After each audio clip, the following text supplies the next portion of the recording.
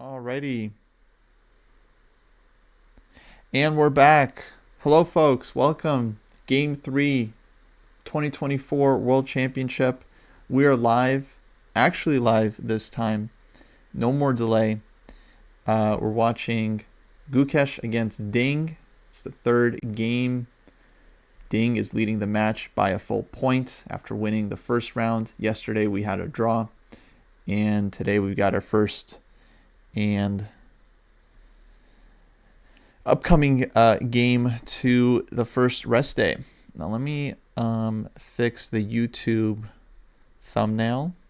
The thing is about YouTube has to get a new link, so people are going to have to find themselves over to the new YouTube stream.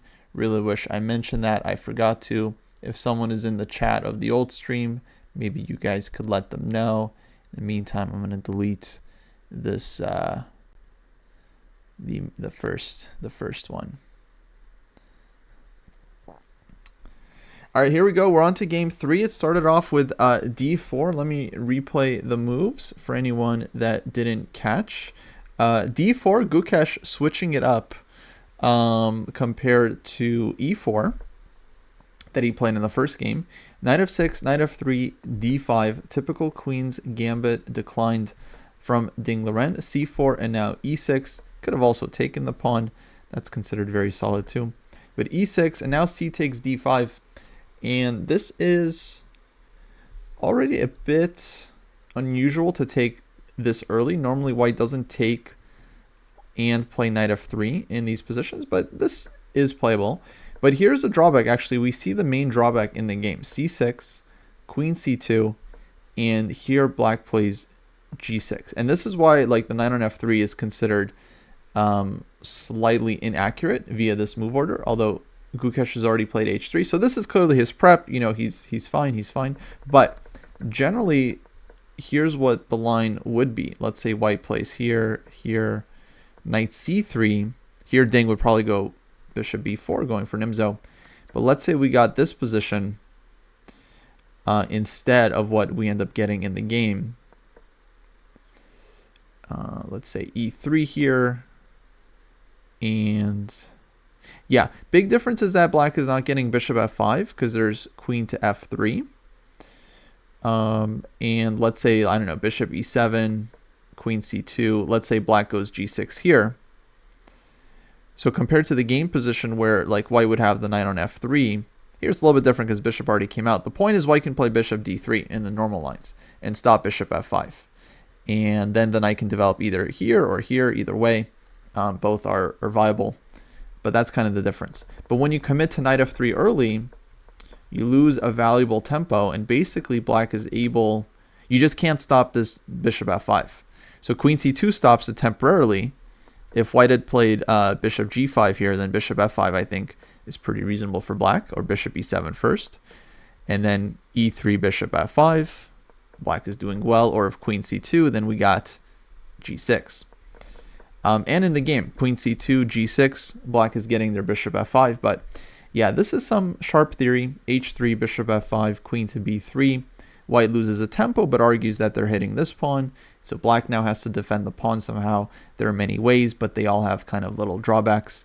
Queen b6, at first glance, would be like the most obvious move. Just saying, okay, what do you want? Like this looks like an equal endgame.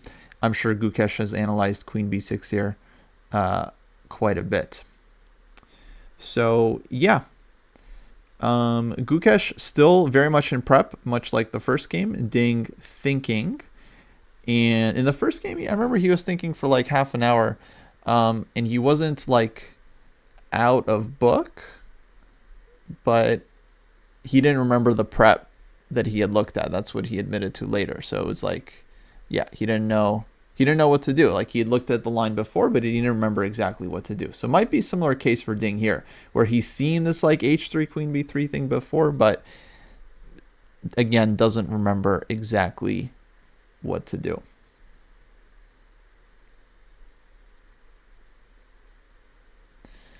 All right, we're back with YouTube. Hello, YouTube. Shout out to YouTube. How you guys doing?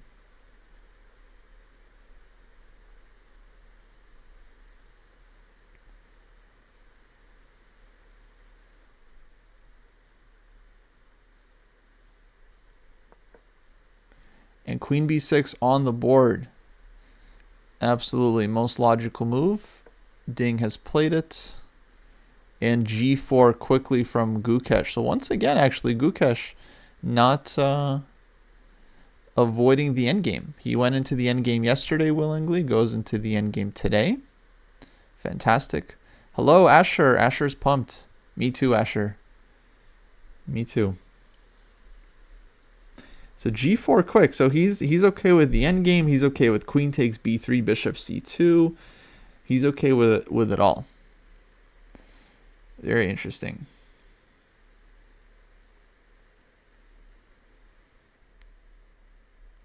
Okay, Kevin asks, very good question. So if Chump I am Kostya is familiar with the drawback of playing knight f3 early, then why is Ding spending so much time?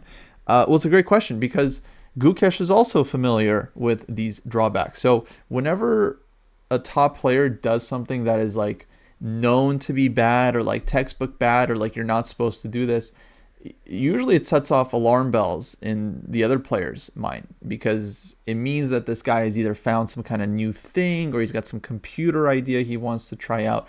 So it's like these players aren't naive. They understand that their opponent isn't going to be breaking kind of known rules without very, very good reasons. So that's kind of what we see from Gukesh here. Like, okay, Ding plays this normal g6, bishop f5 in the Carlsbad Queen's Gambit declined.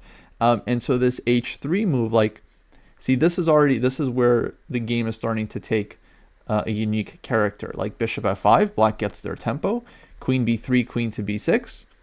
Seems like black has no issues here. Black hasn't lost any time, really hasn't done anything wrong. But now g4. So this is where like the computer stuff starts to come in. And this is why Ding was spending time, because he realized that Gukesh must have some idea, right? Some reason he's going for. And so he's trying to suss it out. He's trying to figure out what it is before, you know, he gets into it, right? So that he just doesn't get landed with a huge surprise. Because yeah, he goes for like just, you know, he doesn't see a reason not to just play the main idea here, bishop f5, but he wants to spend time and be cautious and make sure he's not walking into some huge sharp territory. But the thing is, I mean, okay, I've been d4 player for many years. I can't imagine White really has a lot in this endgame, but these endgames are very complicated from my experience, and I'm just going to throw it out there. I think queenless middle games are like some of the most just completely misunderstood positions. There's very little material on them, you know? It's like you kind of have to study the exact endgame if you want to know how to play it. Like if you want to learn the Berlin endgame, you got to study the Berlin endgame. If you want to learn this one, you got to study this one. So it's like, I feel like there's a lot of room, you know, for outplaying the opponent in these early endgame positions. And Gukesh, of course, can do it all. Just because he's a kid doesn't mean he has to only play e4 and play for attacking chess. We saw in game one how that worked out for old Guki.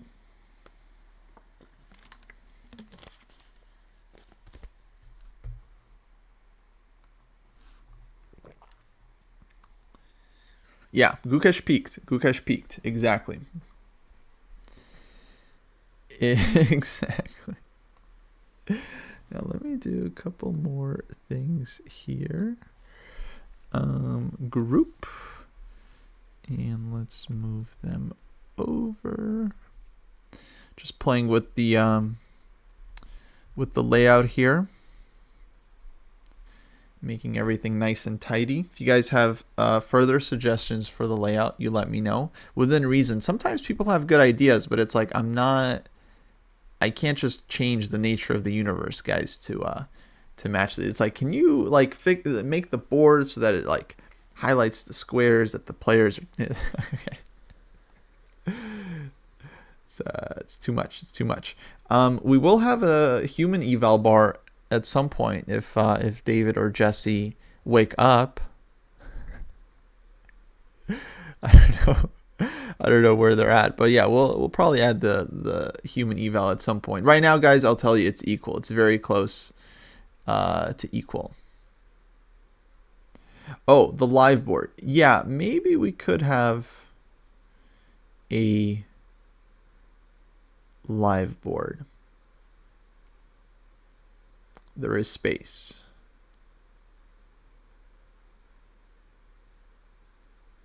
Yeah, let's see if I can add a live board. We got time, because I know a lot of people. Let me just add, who else would be interested in a live board? Can I just get a quick show of hands? Because we can do it. We have the technology.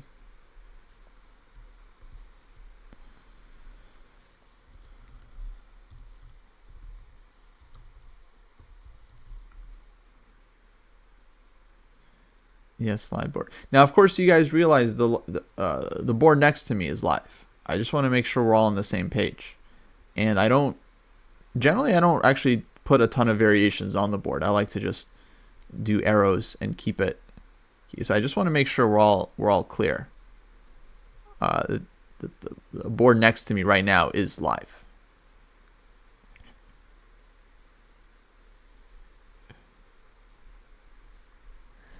Also, I wanted to bring up the game 3 stream.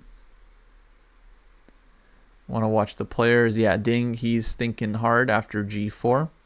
Definitely feels like another one of those things where he's like he feels like he's looked at it before, but he doesn't remember what exactly he looked at. True, yeah. When David and Jesse are on, man, they love to analyze. Especially, I think their favorite part is their favorite thing is analyzing. This just happened a couple of times, but their favorite thing is analyzing when a move is played. It's like as soon as the move is played, they want to go back a move and analyze like a really deep variation. Just, hey, but what if this other thing happened?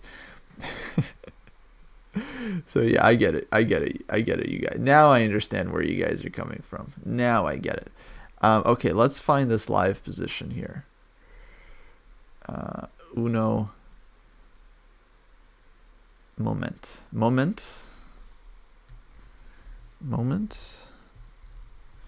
chess.com/events. But oh wait, hold on guys, hold on. Let me just explain something. Hold on. Actually, we need to think this through, because people are saying like, oh, it's for when the others get here, we're going to be doing lots of analysis. But look, here's the layout for when they get here. If you guys realize, you guys remember where they live, right? I mean, David and Jesse, there needs to be room here, right? So here's going to be the layout when they join me, right? So where exactly is the live board supposed to go, guys? I mean, if you have a solution, I'm all ears, but I feel like I'm quickly running out of, very quickly running out of real estate. I mean, it's like, so I can have the live board while it's just me. There's plenty of room for that. But yeah, for the 3-person view, that's going to be tough actually.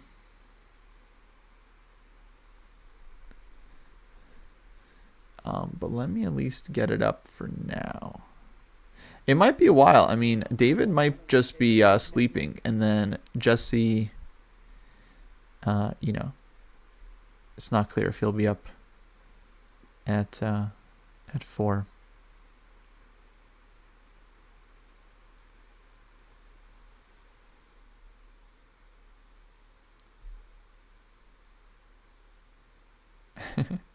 I can't change the size of our windows because we've got these like webcam captures. That's the thing. It's like I can't just change the design of the layout on the fly, sadly.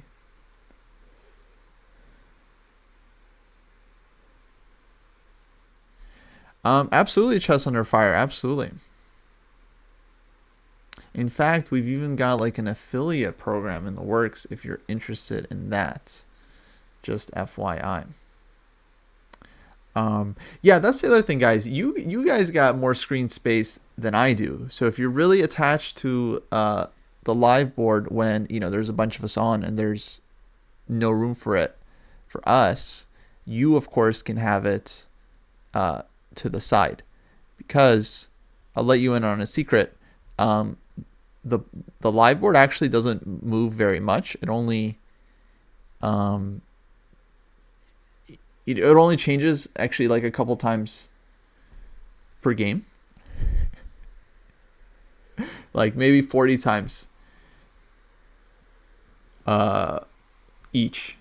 It's gonna so what I'm trying to say is the game is slow, right? The game is slow moving. So it's not like, you know, like right now, the whole time I could have been, let's say, analyzing super deep. The live board would have remained the exact same. So when the others get here and we do run out of room, I would just say, of course, you guys can open up the live board on your end if it's absolutely crucial for you to have it at all times. Because when I'm watching the game, I mean, I guess I have a sense of what the live position is, because like I'll hear a move, right? If there's any update, and then I'll know, oh, okay, I guess there was a move. But otherwise, if not, then no new moves. But okay, while we're talking, I was working. The reason I'm not doing analysis on the board is because I was working on cropping the live board, guys. Okay, I can't do it all.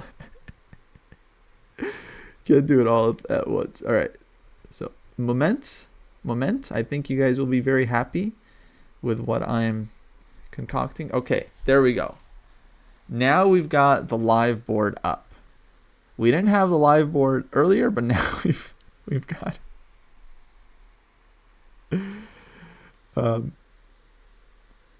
so yeah, that's gonna be about as big as we can make it reasonably. And I assumed, I made an executive decision that having a different color for the live board is useful. Now let me go and fix another thing here. Man, you fix one issue and like 3 more sprout up.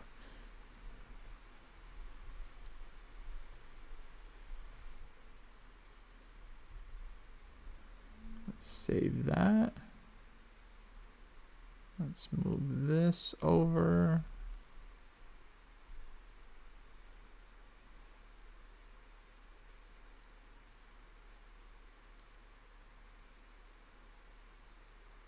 Okay, great. But I do take the feedback seriously, so I'll try to get us to work on a layout that actually makes our faces smaller, because I agree our faces don't have to be huge for this thing, and maybe that'll actually give us more room to keep a live board on the stream, because I do agree that that makes things better when we get deep into it. Okay. All right.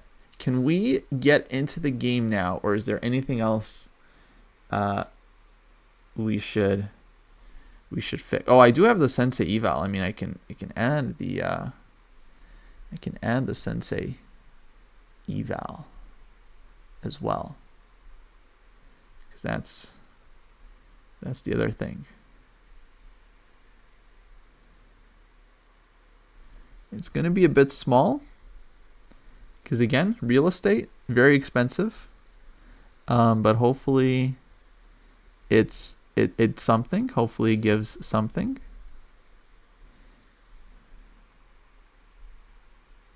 And there we go. I realize that's small, folks, but again, real estate. Feeling like Aganmaru over here, just everything used up, every inch. And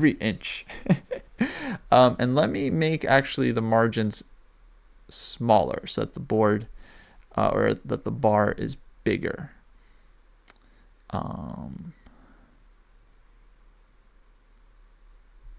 Vertical axes. I learned this trick yesterday. Min max. -1 +1. Oh, just 1.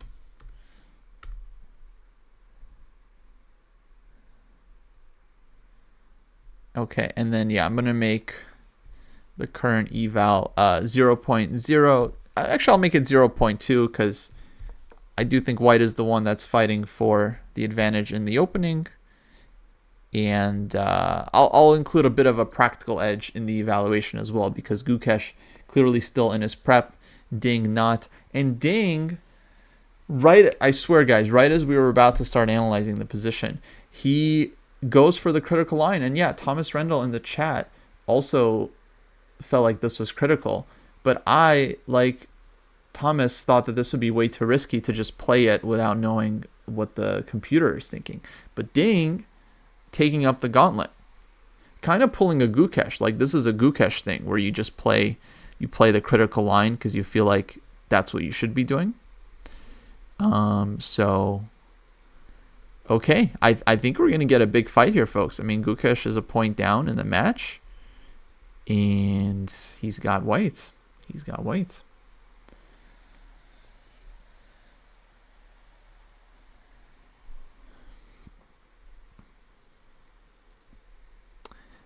Yeah, let's say knee-jerk reaction here would be 92. But Gukesh is at the board and he's thinking. And there's 0% chance this isn't one of the main lines in his prep. Literally 0%. Because this queen b3, bishop c2. Again, if chump Kostya knows about queen b3, bishop c2, Gukesh knows about it for sure. But he's acting like he doesn't know. You know what I think he's doing? I think he's pretending.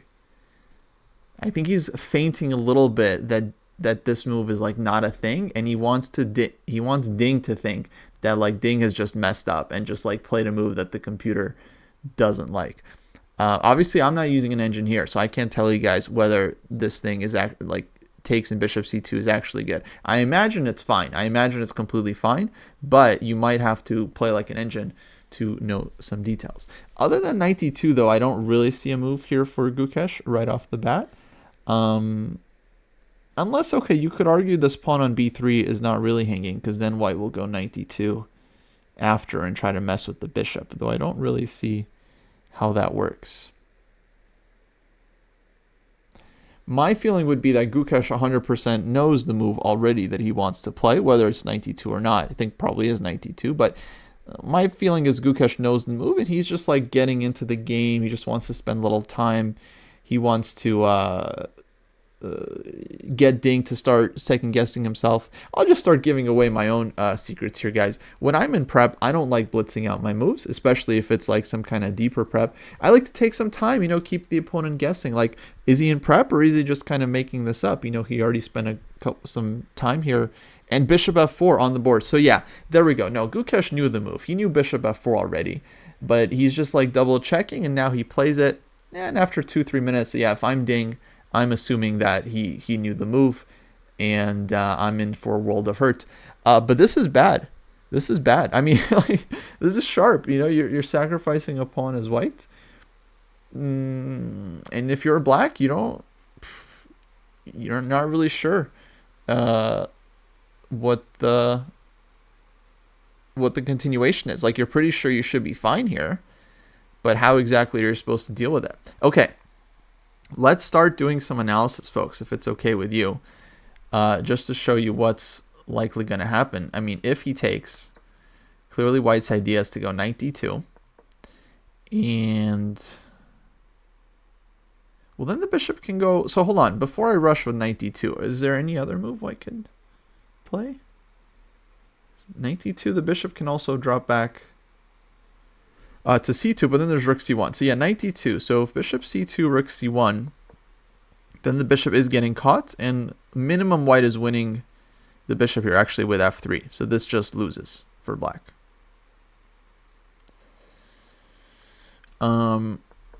So that means black would have to go bishop c4.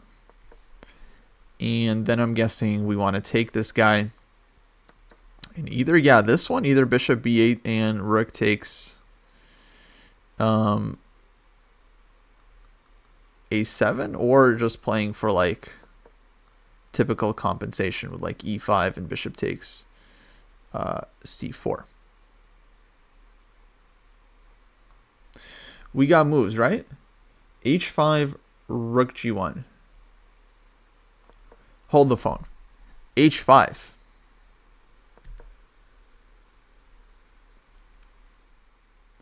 Rook g1, huh? h5.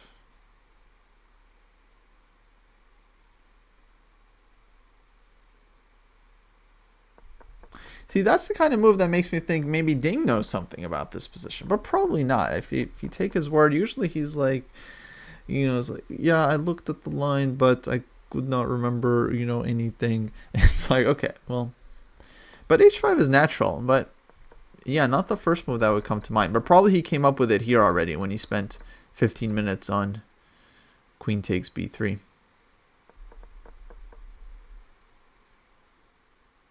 Gukesh definitely still in prep. He just blitzed out rook to g1. But the fact that he blitzed out rook g1 means that h5 is a computer move because he knew about it, so it must be one of the top moves. So that means Ding is still well within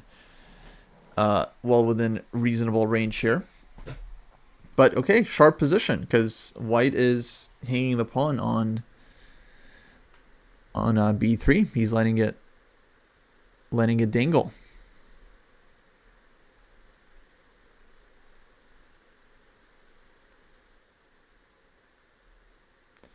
Yeah, I don't love bishop takes b8 here in general because we're giving up a really strong dark squared bishop.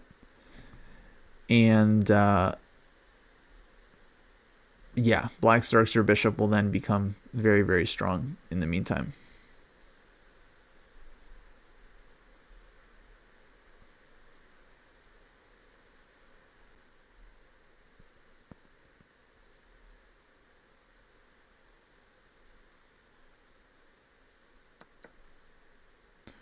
Okay, takes on g4. Speeding up a bit.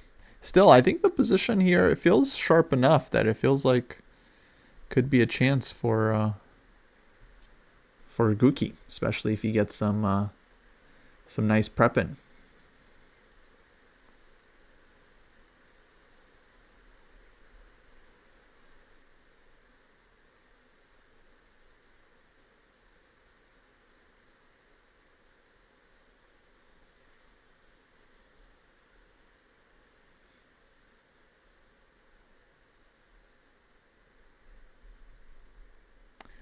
Before I forget, there was another thing I wanted to do because we are running a sale, folks, during the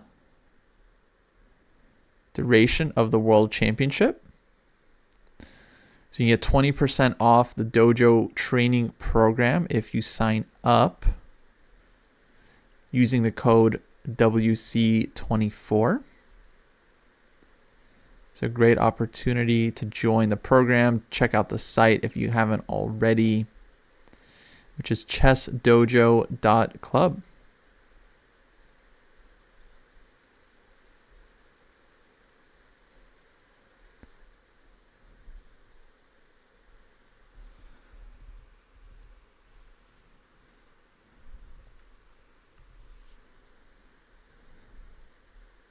You can also check out the training program for free, see what it's like before signing up for the full thing.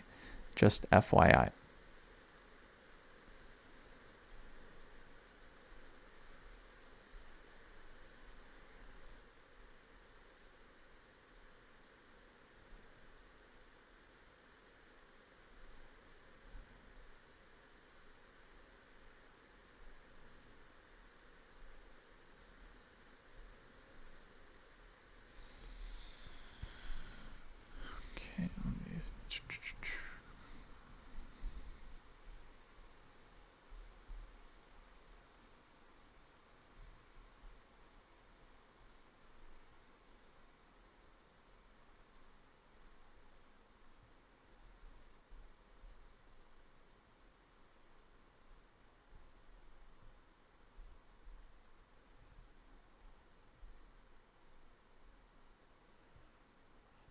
Oh, here we go. It's WC24. All right, let me pin this in the chat. Oh, but we need the link. Right. Let me call this sale World Championship sale Use code WC20 for your first month for 20% off your first month or year of the Dojo training program.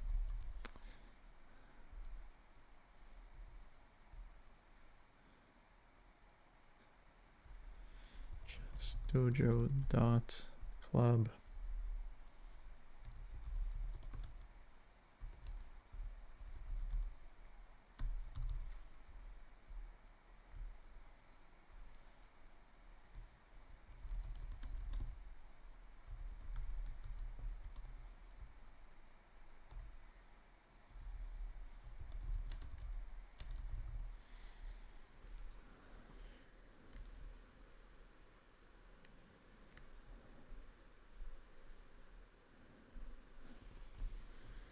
All right, new command. Exclam sale.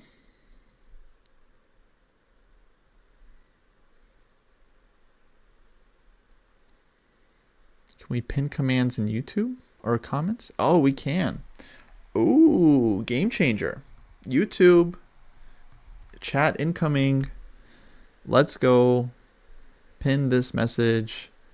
Boom. Now I don't gotta say it. It's just there in the chat, folks. You can check out the site if you like. We just updated the heat map 2.0. I'll quickly show you guys. Quickly, I'll show you guys the heat map just because the update is very exciting. We have the live position, so that's there. New heat map is out. Heat map 2.0. This has been the biggest innovation in online chess improvement since Chessable, basically. Since Chessable is this new heat map. It's very, very cool. We already had one, but I'll show you guys the update here. Let me just pull up our page.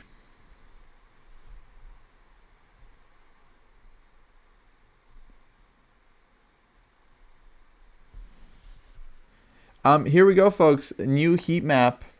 Now, first off, we brought back single color mode by popular demand. People were begging us for the classic view where you just get one color. We switched it to this cool metallic purple. So if you just want the classic view just to see how much work you're doing total, you can switch it here. And bigger update, you can now set your goal. So not just 4 hours, which was the default. If you're, let's say, newer to chess, you can't afford to spend 4 hours a day working on it, you only want to do 1 hour or 2 hour, you can now set a custom goal, and then the heat map will match that and it'll adjust. And so if you set a lower goal, more reasonable, then you'll get a much brighter, much fuller heat map. So the idea is to encourage folks to set reasonable goals that they can realistically expect to nail when they're doing their chess training. Also, last but not least, we got the expanded view. So now you can see a much bigger version of your heat map. You guys can see roughly around the time where the heat map was introduced based on when I started logging my work, to give you an idea of how motivating this is. 4 hours a day is insane. Look, man, it's hard to get better at this level. Also we got these little icons for whenever you play a classical game. We got more info here. So yeah, super cool. If you want to get your own heat map, folks, join the site. You can try it out for free. Start tracking your work and yeah, keep that motivation up. All right, I'm going back. I'm going back to 4 hours. It mutes my heat map, but I gotta stay at 4 hours. Okay, I saw Chess Dojo in the chat. We got Zoom. David's coming on. Awesome, folks. Awesome. All right, so say goodbye to the heat map. Say goodbye to the live board as well, at least for now. We'll figure it out. Let's get David in. I'm gonna have to plug in my phones here.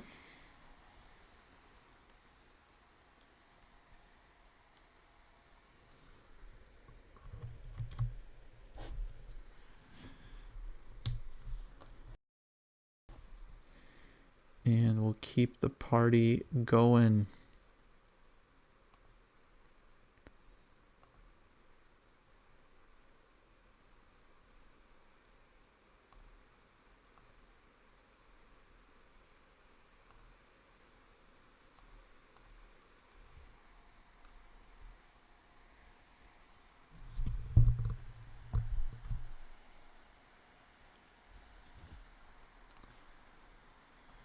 Okay, see if we can get David in. We're joining the meeting.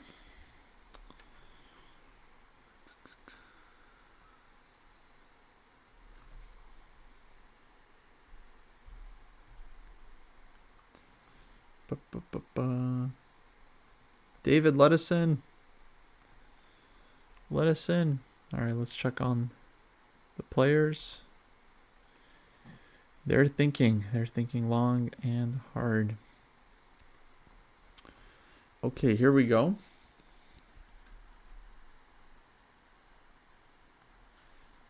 Let's hide this. Hide this. Hello, hello. How we doing? Been more awake at other times and places. Yeah, take us through. What was your sleep schedule today? Quite an entrance. I did not sleep during the day today. Instead, I scheduled a classical game of Fisher Random, and Wow, yeah, great idea. yeah, it was awesome. And then I went to sleep, I guess, just a little bit after the kids slept 4 hours, and here I am. Beautiful. All right, hello, welcome. Welcome back. Let's get you in. I was going to predict that Gukesh would try 1d4 today, but it looks like I'm a little bit late Yeah, for that. but that's okay. We'll count it. We trust you. We'll give it to you. The FIDE channel doesn't have an eval, and you can see Ding squirming. Yeah. Looks like, once again, white is more prepared than black. 3 games in a row, huh? Yeah, Gukesh definitely out with a Outguessed. big time advantage. Um, and yeah, actually, interesting thing about yesterday, just because that's where we left off after game two.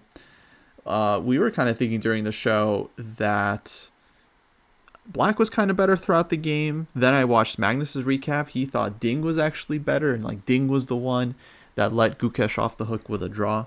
It was Magnus's opinion about that endgame, Whoa. which I found fascinating. Magnus released a video about it? Yeah, Magnus has been doing recaps for his new take channel. Okay.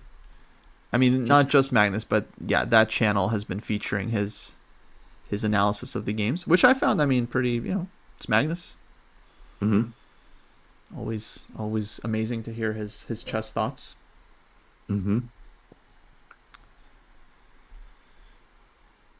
Um, Yeah. but yeah. Anyway, we're back here. Have you gotten a chance to check out the game? Yeah. Yeah. And yeah, thoughts so far. Vladimir, Vladimir Kramnik versus Arjun Erigaisi, World Rapid Teams. I Apparently, mean, we're following right this yeah, this game. yeah, it's taking me a while to figure out what's going on, Kostya. My first thought was, wow, Gukesh is sacking the B3 pawn. That's pretty crazy in an endgame. Um, then I came up with the following incorrect threat from white of bishop takes B8, rook takes B8, rook A7, regaining the pawn. Um, and now I think that perhaps after bishop takes B3, oh, that doesn't work either. I was going to say bishop E5 and then G5, but there's knight BD7, and that doesn't quite look right either. Hmm. So you're wondering why Ding can't just take the pawn right now, yeah? Yeah. Yeah.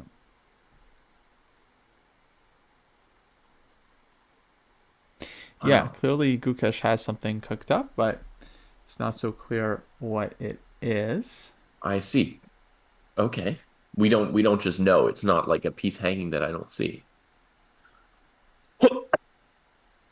Yeah, no, as far as I can see, I mean it's late for me as well. I can't say I'm in my sharpest form, but I would think on bishop takes b3. Yeah, I was thinking white is going to go knight d2, Okay. bishop Bishop c4. C2. No, because bishop c2, there's rook c1, Oh, you're out of territory, huh? and then f3. And Yeah, then even F3, huh? so bishop c4 has to be played, and then Hey, Falgary. Hey, everybody. I don't even have YouTube open yet to see all our friends over on so YouTube. b3. There's either b3 or knight takes c4 to get Hmm. some compensation. Okay. I think you figured it out. That knight D2 looks right. Yeah. Um, oh, actually, Merle's has a nice line. So knight d2, bishop c4, take e3, not e4. So on b5, you can go knight takes b5, Classic. Classic E3 instead of E4. bishop g2. Yeah, Like, exactly. like the ancient trap. And then, yeah, white wins because they didn't play e4. E4, worst by test. So bishop takes b3, that seems very scary for Ding, but then he's got to figure out what to do. And if you play bishop c2 and then your opponent doesn't react and then doesn't have to go knight d2, that's not great. That's kind of dangerous. I think this is very dangerous for Ding, actually.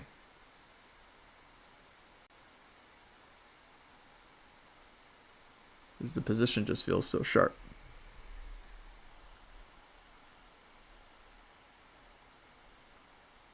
Oh, you're muted.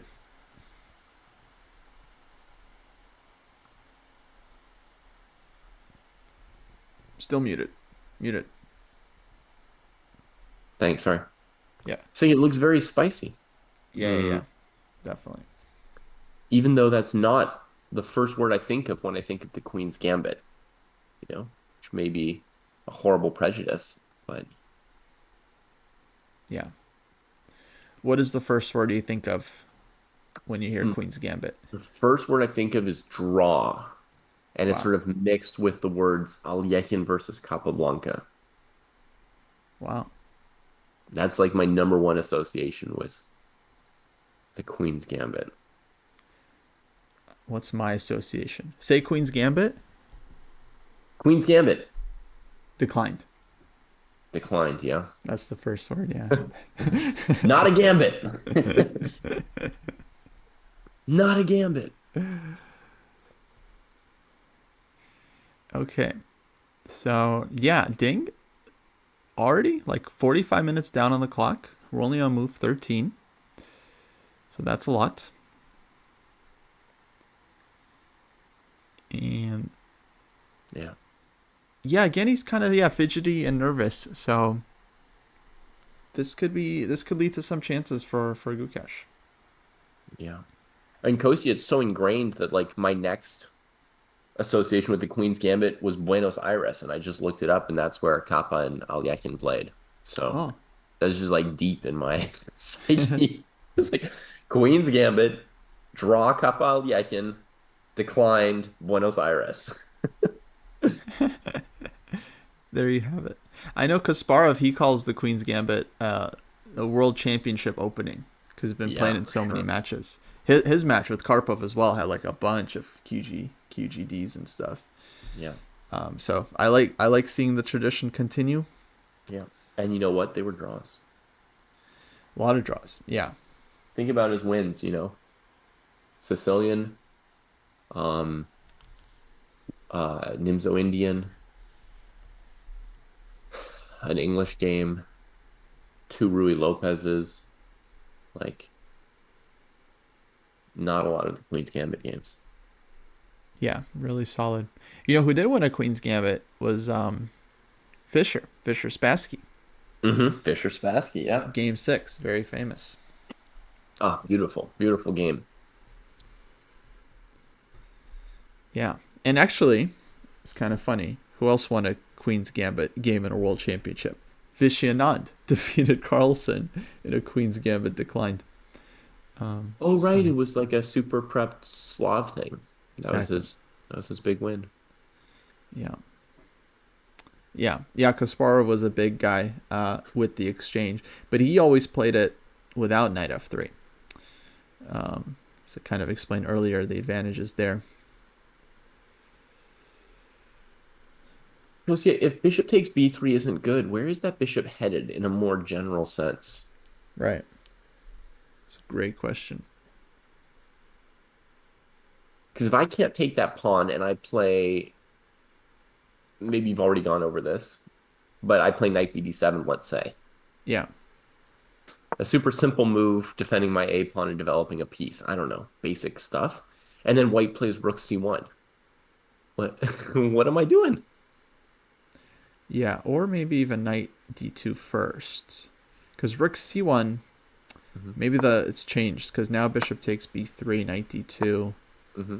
bishop c4, I take, take, take, take e3. e3, b5, Hmm. Bishop g2, bishop g2, rook c8, rook c8, rook a1. rook a1. So now Extending what is slightly, this? but we're still just raking black over the coals. Looks really nice. Yeah, looks really nice compensation. Yeah, like it's not like an instant trap knockout, but it's slaying. It looks very nice. Yeah, and that's just one option. I mean, rook c1 is direct. You can also play knight d2, Yeah, which looks unpleasant because rook c1 now is a big threat. right. That way we don't have to calculate rook c1, bishop e4, knight d2, bishop h1, and like make sure we can trap it. Although, I mean, it would almost just be a pleasure to trap that bishop. Yeah. On h1, you just play f3 and get it eventually. Yeah, your knight d2 move looks like a huge question as well. Hg4. You know what would suck, Kostya? Mm-hmm. If we had an engine eval and it was just telling us like it's over already and there was just no tension, right? Or it's just a draw. Just play this one simple move. That would be so much less exciting. Yeah. Yeah. I sure hope no one is checking the engine out there. All right. But I totally agree with you because I think what the engine spoils is like, let's say it says it's equal or whatever, and then it's like, okay, then you're like, okay, it's equal, great.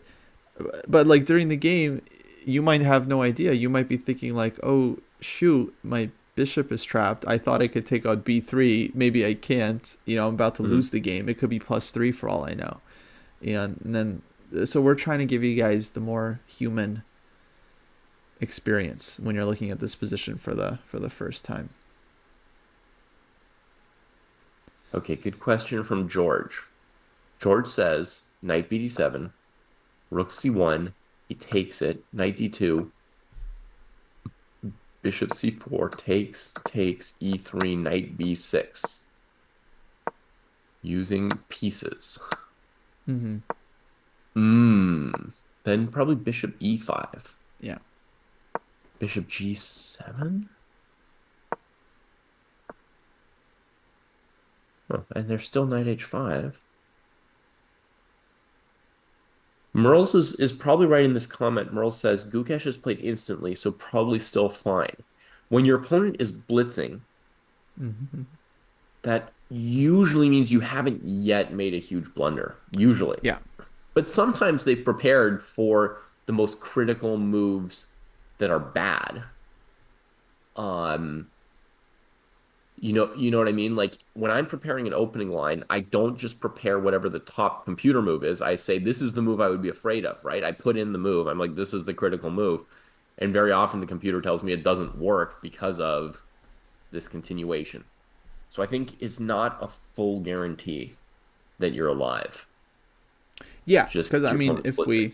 if we go back. I think it's a very good point because yeah, like Gukesh is blitzing, that means he's within his computer prep, most likely, which probably means you're fine because you're following the computer moves. But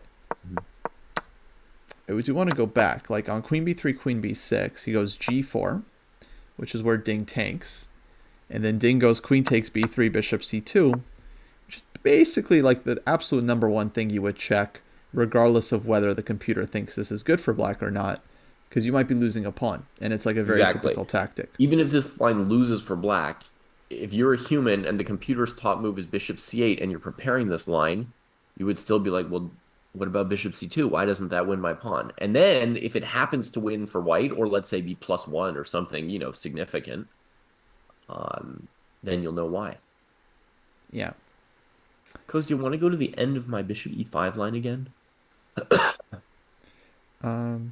Since Ding's giving us a lot of time, we might as well play some moves. So Yeah. So we're looking at knight this is with the d7. knight on b6, right? Mm-hmm.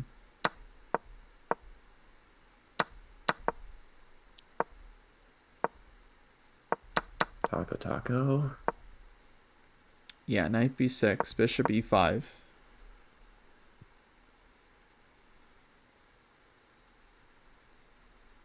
Okay, so here, what I want to try is g5, Mm-hmm.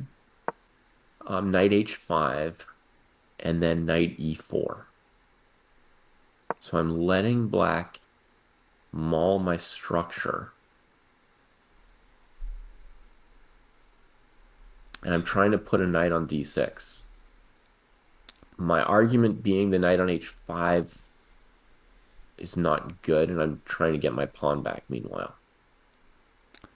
Yeah.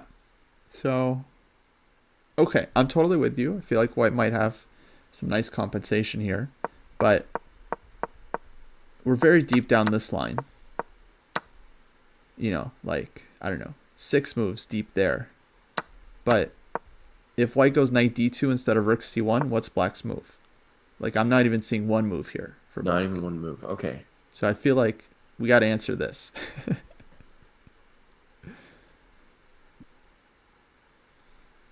Because white's threatening rook c1, and that bishop is trapped.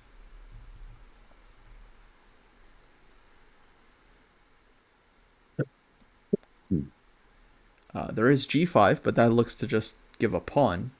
So, I mean, that's much better than losing the piece. But then, okay, if black is giving a pawn, then this is already very bad for black. Yeah. Yeah, white's queen side will still be lame, but the part of the board where white's going to try to win would be the center/king side, where there's 3-on-1 on the E through G files, right? So that's all white needs, is an area where they're very strong. Chuck Moulton, thank you for the raid. Hello, folks. Hello. Welcome. We got game 3 live. Ding, Gukesh, Singapore, 2024. History in the making. You only get so many of these World Championship matches in your lifetime. So welcome. Welcome to history being written in front of us as we speak. Mm-hmm. Okay, we've got a Rook G8 suggestion from chat. Yeah, I mean, that might be it. We're just analyzing this position, folks. I'll show you the live game right here after HG4. It's Ding's turn right now, and he's been tanking. He's been tanking. We've been watching with no engine, so we're in the dark here. We're in the dark. Yeah. We know a couple things. We know Gukesh has been blitzing out, so he's almost virtually guaranteed to be in his preparation. Yeah. We know Ding is suffering, spending lots of time at the board, about to go down under an hour. And yeah, he's trying to figure this out, because if he takes the pawn right now, this is scary. And if he goes knight d7, which would be the normal move, then there's rook c1. There's also knight d2 we're analyzing just to trap the bishop. But Chad has just come up with knight d2, rook g8 here as a save. Rook c1 and then g5. Yeah. Which, yeah, I imagine exactly the kind of thing that the computer shows and says like 0-0 or whatever. But over the board, yeah, you got to figure this all out yourself and make sure that you're not walking into a big trap and that the tactics are all working out for you. Mm-hmm. Yeah. So here is white. What I would want to do, Kostya, is somehow grab the H file without hanging my G4 pawn. That's kind of what I would calibrate towards as white. Yeah. I don't think I can do better than that. So I'm looking if I can achieve that much.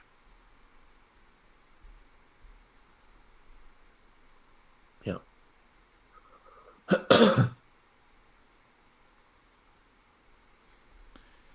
Yeah, so Ding clearly calculating this. And yeah, for people that joined, why can't black take the pawn on b3? So we're mainly thinking knight d2. And if bishop c4, we got take e3, b5, take bishop g2, and white is winning. So that looks very, very dangerous. Ding looking really nervous, I gotta say. Here's an evil move after rook g8, Kostya. Bishop g5. Okay, so here, knight 97, knight d2, rook g8, bishop g5. Mm-hmm. Threatening rook c1 with the trap.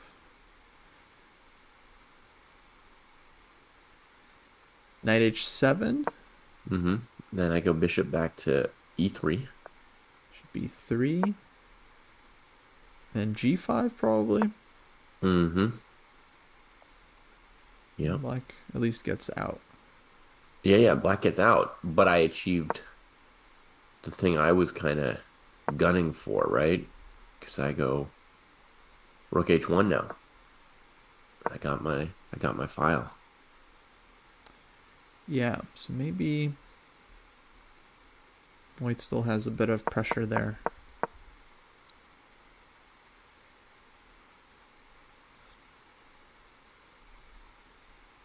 Yeah. Yeah, I don't really see what's wrong with this 97 rook g8. I think it's okay. Mm-hmm. Yeah, I Um, mean, I don't feel super excited either as white, you know. I'm not feeling amazing even with this rook h1 maneuver. I just feel like it's a game. yeah, and the question is what else for black? Mm-hmm. Do we have another option other than knight d7?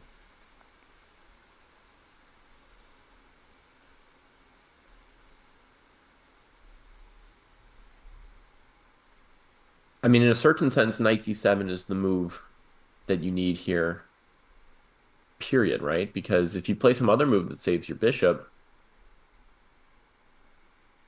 you might still lose the pawn on a7, right?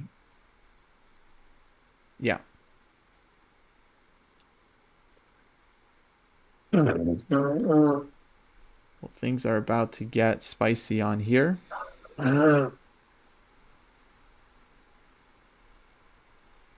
What about you, Kostya? I'm sorry I haven't asked. Have you slept at all?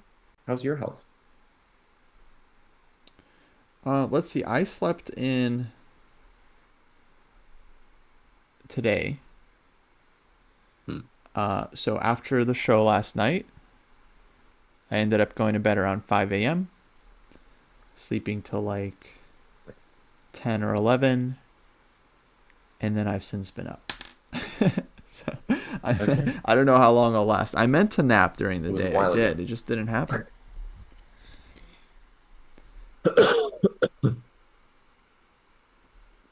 It just didn't happen. Maybe I'll make this human eval bar bigger, actually. Maybe that'll improve things. Let's see if the YouTube algorithm already knows that I like the video of them just thinking. No. The algorithm's trying to offer me engine commentary.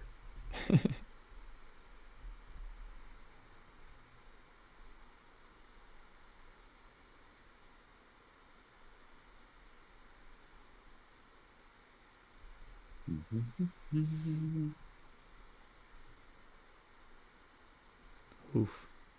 Ding is just tanking still. Tanking, tanking, tanking.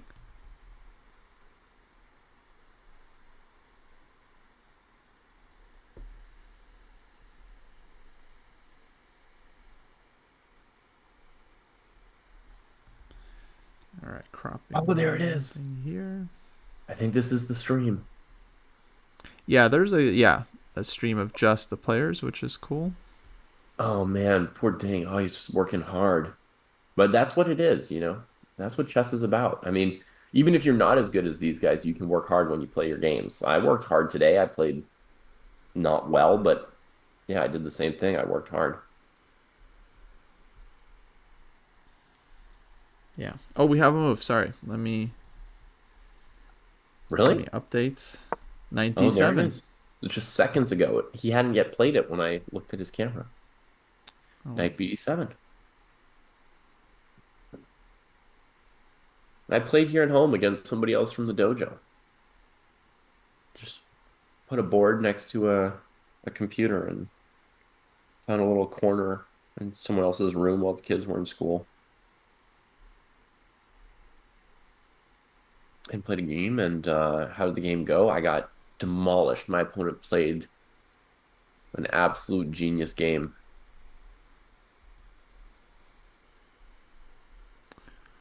happens. Boston, the world championship is knocking you out, bud. You look like you're dead. Thank you, Jesse. You look all right yourself. How's it going, Jesse, over there in Wednesday land? Oh, all right, man. I got up. I don't know how I did it yesterday. I was up yesterday at 7, and I don't know. In my plan for this whole thing was to wake up at 5, so I got up at the normal 5 time today. Mhm. Whew. Smart. Well, you've mostly missed an hour of Ding thinking on his own. Okay. Oh, here, I'm gonna turn off the sounds on my side so I can check this out. So, okay, first thing, okay, I'll just tell you guys my thoughts. First thing, Gukesh could have, of course, played E4 again. I was like, no, I'm gonna hit him with everything I got, buddy. I'll Mm-hmm. hit him with every little move. Okay. So C takes D5 on move 4. Usually only if you do that when you have knight C3 instead of knight F3 to do the L Kasparov system. So we get this thing. Yeah, he's just playing so fast, dude. So fast. Oh my God, this is so fast, dude. Oh my God, he's playing so fast. Well, he's thinking now. Yeah, Gukesh was thinking, but now he stopped after 97, and he's in full thinking pose. Yeah. And he had half an hour to line up this move. Yeah, so it's interesting. So clearly Gukesh had some kind of computer main line that Ding didn't play, and now he's trying to figure out if this is playable or if it's bad or what's going on here. Or he knows the move and he's just Hmm. pretending. Yeah. He's just trying to get into the game. Yeah. So we've looked at knight d2 and rook c1 here. They both looked fine for white, right? Yeah. Yeah, rook c1 sagging the pawn, knight d2 a little bit simpler. Yeah. I mean, in a sense, rook c1's easier to calculate, right? It's more direct, the next couple moves. Knight d2, we only really found rook g8 for black, but it definitely kept anything clear from developing, right? It kept the game sort of formless. Yeah. Well, God, yeah, this is one of these weird. Okay, so this is a little bit very reminiscent of game 1 because in game 1 he played super fast. And then we got this position that I didn't feel great about as white, but when somebody's blitzing out the moves, you kind of trust them. You're like, okay, this is some supercomputer prep or something, you Yeah. know? And then, but you look at this position, I'm like, is this really going to be a problem for black? It's hard to believe, honestly. So Jesse, this position is also a position from Kramnik Aragaisi 2023, Oh, okay. um, up through this exact move. Um, And what did Eric Geisy play? I don't know. I'm just telling you what chat has told me so Oh, far. I got it, got it, got it. He's following a game from my boy Eric Geisy. Um, well, I could put this in the Dojo database and it would tell me. Yeah. Dojo database, man, boom, it'll show me and I could tell you. I'll be that guy. Yeah. Also, I agree with what Jason says. If you're watching the clocks and all that, then you assume Gukesh is in prep. But if you're a non-grandmaster and somebody just shows you this position, you'd have no idea who was better or worse, right? Like White's got doubled isolated B pawns, and White's advantage is not obvious, whatever it might be, right? It's equal pieces and no huge development lead or attack or anything of that sort, right? Nothing obvious. Okay, guys, so this was a rapid game. Hmm. And so in this game, bishop takes b3 was played. Now, Of course, Eric Geisy took the pawn. if Wow. you're playing a rapid, I mean, you're not going to be able to calculate anything. You're just gonna play a move. So how did that game proceed though? Kramnik won knight d2. So yeah, knight d2, bishop c4, Mm-hmm. knight c4, pawn takes e3, bishop b4, bishop takes c4, and it gets messy with b5 and bishop b3, a5. But obviously now that position though, you could say okay, white has dreams because he has the unopposed light square bishop. Hmm. Maybe it's nothing that special, but I could see the appeal in that position. I guess he didn't play knight d5 because White would just trade on d5 and b8 and go up one pawn.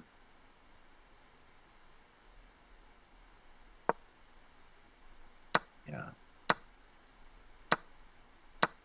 I gotta watch everyone's stream so I can see what it goes to. I don't know. Um, okay, so right, we got this thing. And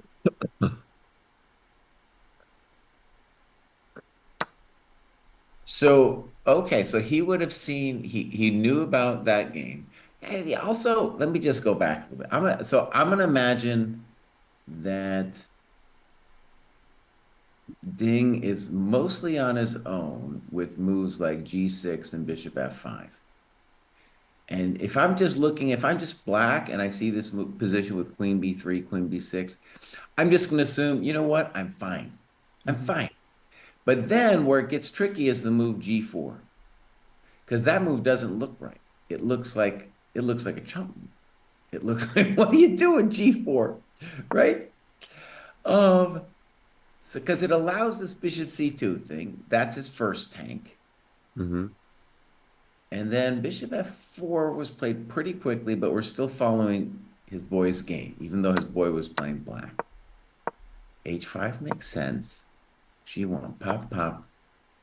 And then super tank on knight d7. I totally appreciate the tank because then I'm like, oh my God, now I'm scared. This guy's seen something.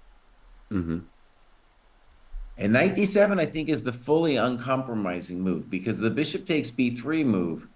Well, there, white could claim maybe to have a small advantage. Yeah. Here you're playing, and you got right, you have to calculate.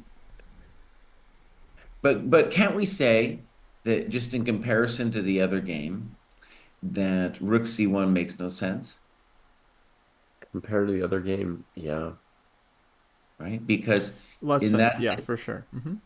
in because there that you're just encouraging him to do it, and you're going to end up doing the same thing. You're going to go bishop b3, knight d2, bishop c4, and you know you're just down a tempo, and you might not get that pawn even back on c4. Yeah, at the same time, Jesse, I mean, look at the position that we looked at before after e3. We looked at two lines, b5 or knight b6. Mm-hmm. Well, Yeah, I have something obvious. I have we were something obvious. thorough.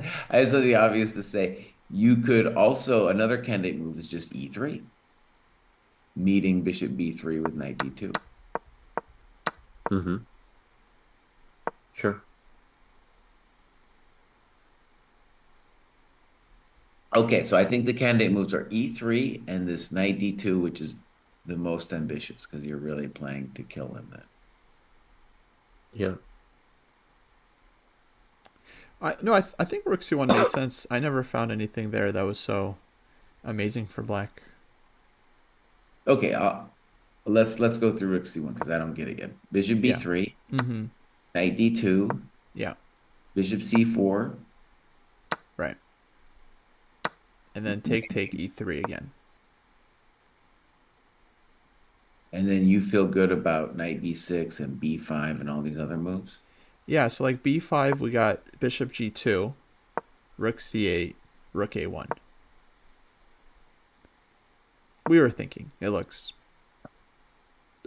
attractive for white. And knight b6. And then if knight b6, we go bishop e5. Oh, okay. Let's say bishop g7. And then David came up with, I thought was interesting, g5, knight h5, knight e4.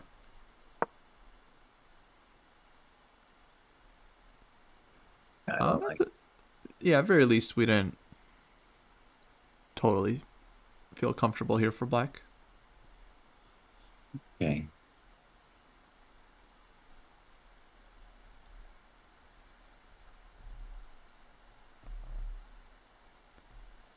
Um, Suggestion from the chat, apparently from Levon, to play rook g3 in the main position. Oh, I have to put in my eval. Yeah. Oh, you sent me that link. Oh, there we go. I think we got to move. Knight d2 on the board. Okay, knight d2. Now this one is very concrete, so it's hard for I'm just guessing at first. I'll probably change it, but I'm going to put it at 0.3 for white. Yeah. And rook g8 from Ding. Okay, that was definitely the move we were expecting because that sets up g5. Yeah, so that was instant. And yeah, we felt like rook j8's kind of only move, I think, on knight d2 because otherwise it's not easy at all. Only move we'd found so far. Yeah. Although in chat there had been a suggestion of c5, which I thought, oh, that's also kind of interesting. Oh, wow. So if g5 from white, the problem is gives up the f5 square. So black will respond knight h5. We got to move our bishop, and then black will be able to escape with bishop f5. And yeah, it's playable, but we've given up some squares as white as well. Let me tell you guys my basic sense of these positions because I've experimented a lot with this. So if white gets nothing special here, then black is not only fine but maybe better. Mm-hmm. Okay. But there is so the white has to have something dynamic with against this bishop. Conceivably, at some point, maybe we could get something special with the rook now coming back to h1. Maybe that could be a thing. I don't know if that's special.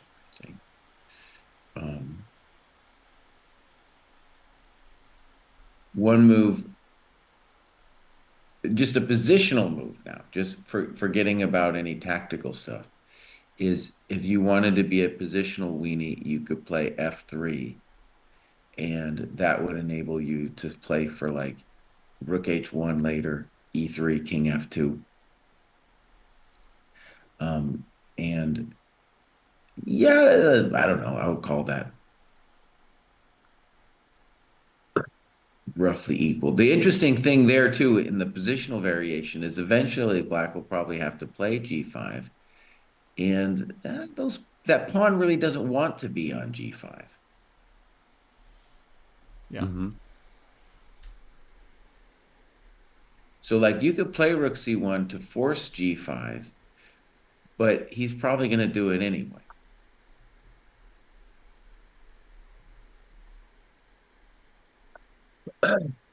All right, give us a couple moves. Let's say we go Rook C1, G5, Bishop E3, Bishop H7, Knight F3. What does black do next for that pawn?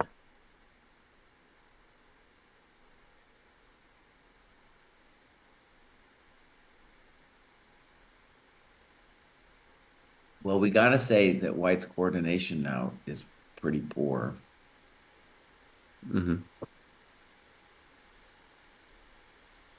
So even if I had to play the nasty Bishop H6, like and Rook H1, Rook G6, I mean that's ugly. Ooh. I don't want to do it, David. Don't make me do it, Yeah, okay? Rook G6 is a lot. Okay, good. Though this is an important variation. Maybe you could play Knight G4 instead of Rook G6, Jesse. Yeah, there you go. It's not a good move. But Bishop H6 is still a pretty nasty move. Pruesser, you're correct. My rook is better on A1, and I don't want to play Rook C1 from a coordination perspective. I'm just investigating what happens if I play forcing moves. Do I win the pawn on G5 or not? That was I'm just looking at what moves do.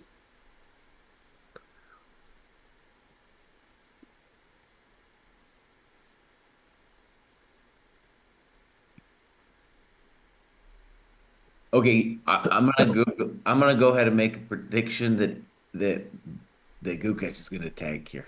Okay? That's my little prediction. Well, yeah, he's already spent like 15 minutes, I think. Well, he spent Or no, he some spent a lot of time time on knight d2. on knight d2, right? And And you would think G5. that, so he did, I'm certain he saw Rook G8 coming. Yeah. Yeah. And then maybe, so it's a little bit weird maybe that he doesn't know already, but this one is like, there's a lot of, okay, actually, I'm going to say, so far I only see two options, the positional F3 and Rook C1, which is going to be the Hmm. forcing line. I had another candidate move earlier, Jesse, which is Bishop G5. Okay, good. I thought of that too, but I didn't know what we were doing after like knight H7. Bishop back to E3.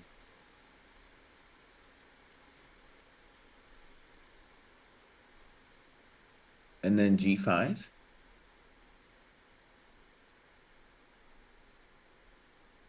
Then, yeah, we've just helped him, right? Then G5. Then just Rook H1. It's But just a my, way of my getting the file without hanging my G pawn. but my bishop is controlling H7, right? So Rook H1 is not doing anything. Mhm.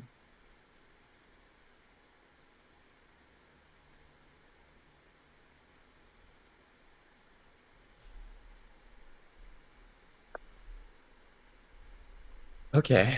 So Rook G8.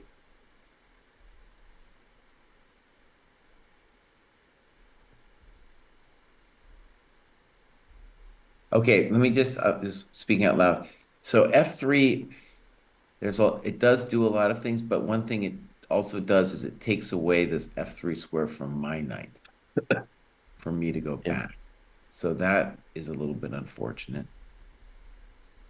The bummer is like if I play something like Yeah. E3 and he goes G5, I don't have a great spot for my bishop because I want to play bishop G3, but I don't have that.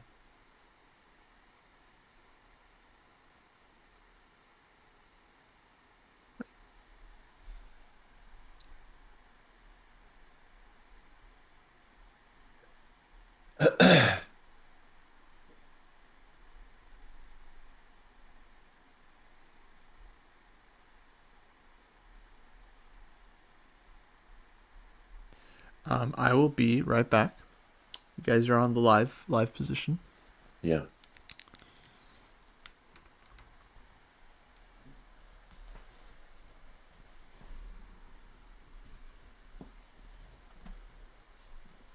Hmm. I think it's a testament to the fact that I'm a weenie that I want to play F3. And I know David is looking, he's always looking at some concrete, weird stuff. Yeah, Jesse, there was a moment in yesterday's broadcast where you said, if I were a weenie, I Yeah. would look at this move or I would Uh, suggest this move. yeah, yeah. And I was like, oh, that's a big stretch for Jesse. That would be like if I said, if I were a gambitier, I would look at this move.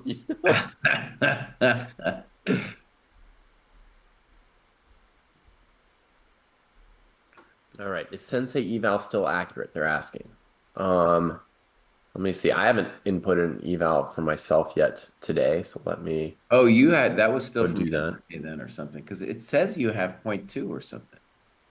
Oh yeah, you haven't put it in. Yeah, you got to put it in. That would have to be from yesterday.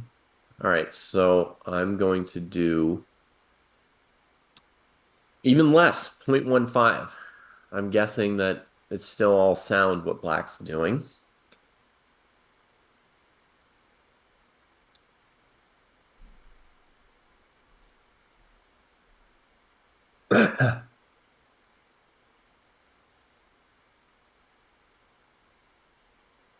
Hmm.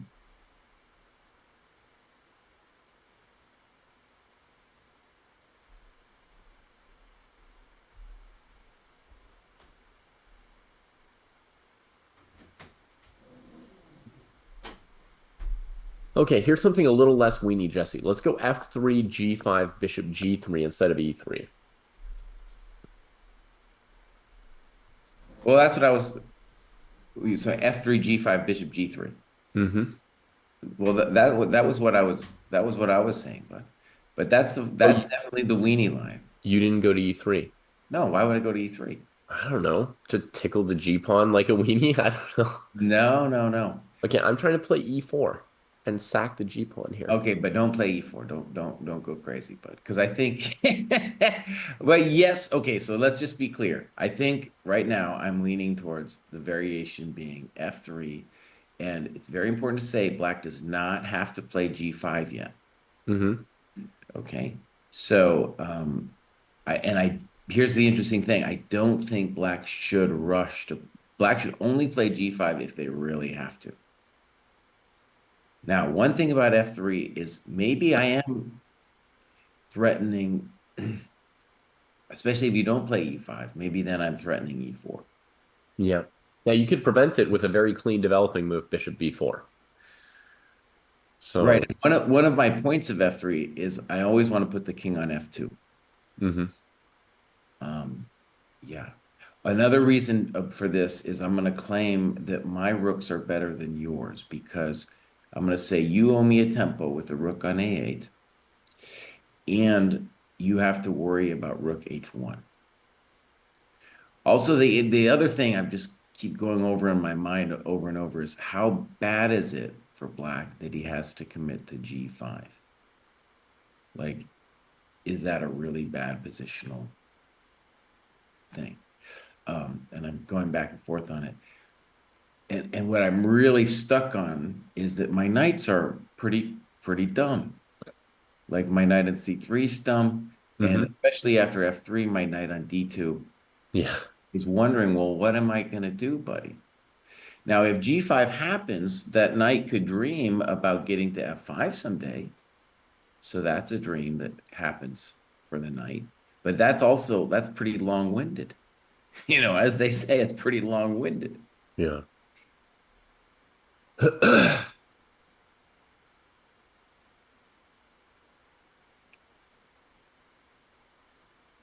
One of the things I really love about this broadcast is we can do the guess the move here. And Mm-hmm. Yeah, this one is a hard one to guess. This, I'm going for after. Maybe we should even have something at the bottom. Maybe we have another doc where we have a guess the move thing. right? And And that we could just be have our tallies. underneath there, and then we could have a winner. Yeah.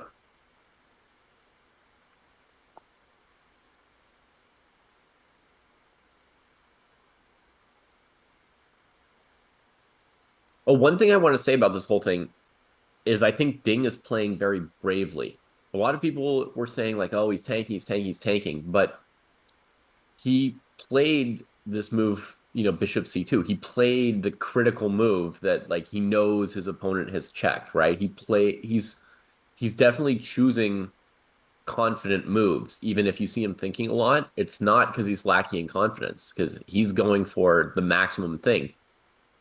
You could just, more quickly play retreating moves like Bishop E6 or Bishop C8 and makes what look like small concessions and just get normal, simpler moves played on the board faster.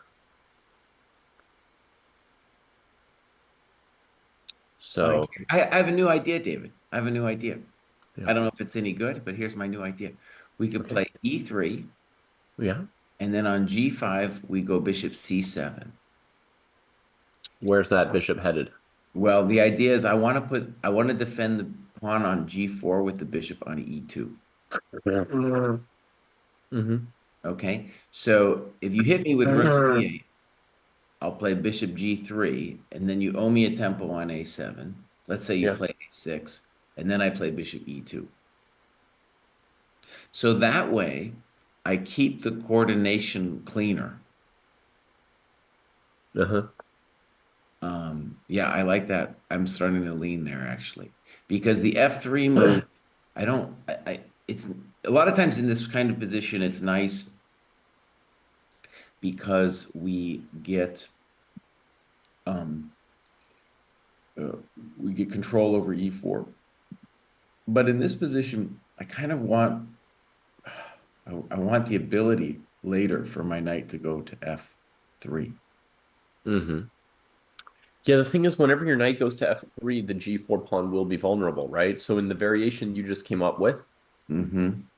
um, you got your pawn defended without playing F3, but black has time to play rook H8 at the end of your line.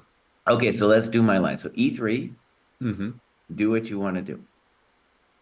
Well, I'll just follow your line. E3, G5, Bishop C7, Rook C8, Bishop G3, A6, Bishop E2, and then we'll play Rook H8 for black.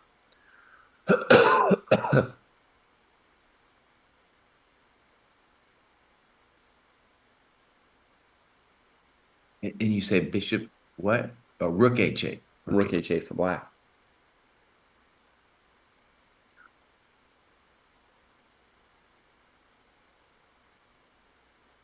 And we're getting some really weird concrete lines suggested by YouTube, so we'll look at those in a moment too. Thank you to Slavo and Asher. Just looking at all the forcing moves. That's definitely something that Gukesh and Ding are both doing exhaustively.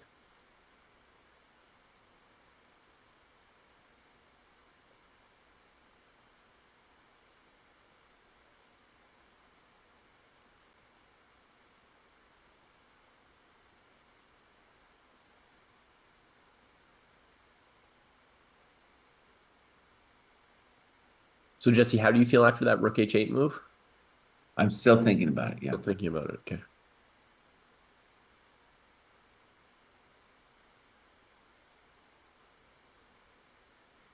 One thing that's really interesting there is when I get you to commit to A6, then Uh-huh. it's like telling me, oh, that now it's time for me to play rook C1, bishop somewhere. Yeah.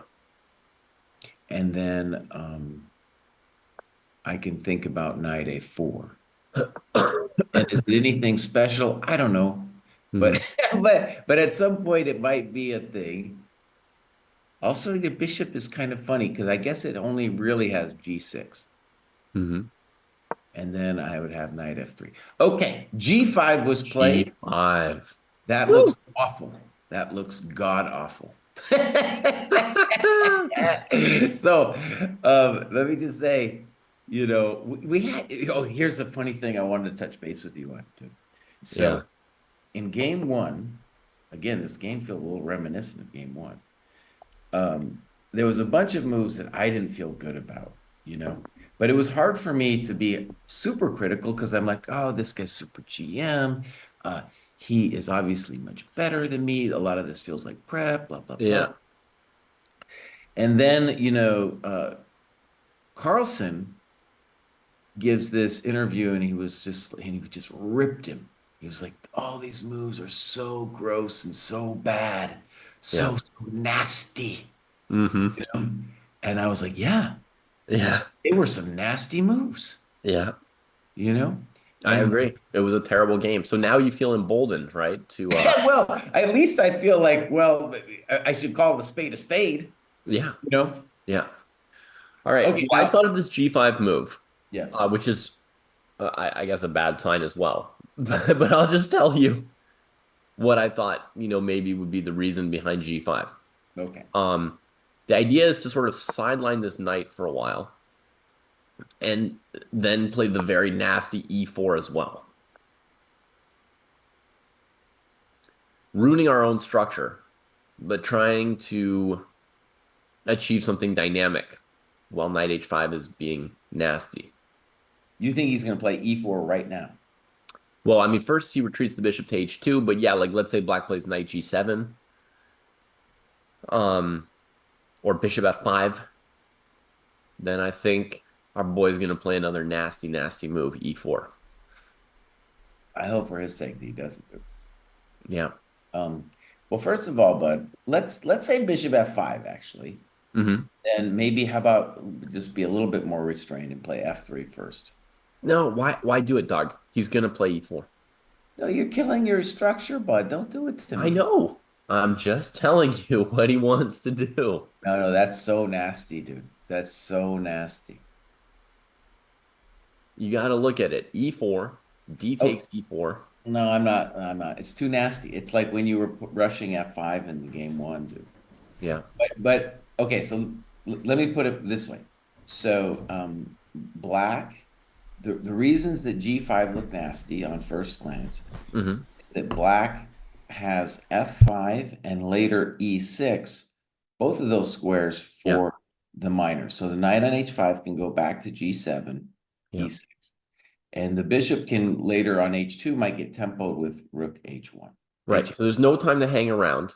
It's all nasty already. As soon as we've played G5, it's nasty. So we go all the Okay, way. okay, but wait, David, wait. Let me just say, I think the idea could be this. Now I'm going to achieve F3, E4, and I'm going to take away one of those squares. Okay, so imagine black has two pieces, a knight on H5, Hmm. bishop, and they only have the squares really E6 and F5. And if I play F3, E4, then I can make them poor. But this is just not that dynamic now. Black plays David, do not any play number E4. I any know it's number of moves. there. I know you don't feel good, but don't play E4, buddy. You can play F3 first. You can I play hear F. you, Jesse, and maybe if I were in a game someday, I'll hear your voice and I won't play so nasty. But right now we're doing commentary, and in commentary, I'm telling you, this is what we're gunning for, man. And he played all my nasty moves in the first game too. So, Okay, Kostya, you help us arbitrate this, buddy. and most of my moves yesterday. I mean, Okay, Kostya. So our first instinct of G5 was that it was a nasty move, and we were worried about the repeat performance of game one. Okay. Yeah. Um, Mm-hmm. but and David is just like losing his mind, talking about playing E4 after regardless of what black plays next. And I'm like, David, please, boss, play F3, and then then maybe we can have a chess game. Um, I've got I, no clue. Yeah, G5 feels ooh, like Rook H8 is a very dynamic. Rook yeah. H8 is a very dynamic move. Okay. There are Slav positions where this knight on H5 ends up cooked. I mean, especially with the bishop on H2, it's like, okay, what's black's threat here? Like knight G7, yeah? Mm, yeah. Okay, let me uh if David really wants to look at E4, we can. I think it's bad. Ghost, you think E4 is just the nastiest thing you've ever seen? I mean, yeah, like Yes, I E4, guess we've seen worse. Yes, we've seen worse. E4. No, no, no, I don't. generally, if it's not good, it's really not good. Yeah, I don't love e4. I mean, I'm fine to look at it though. I mean, we got time. So, anyways, because okay, I'll just put it this way: if you play e4, you're gonna get yes, you get a knight on e4. Congratulations, but your Thank you. position will like you got to have something very special after that, or else it's just no bueno. Yeah. Like imagine I give you another move and you get knight d6, it's still you haven't achieved the bueno that you were looking for.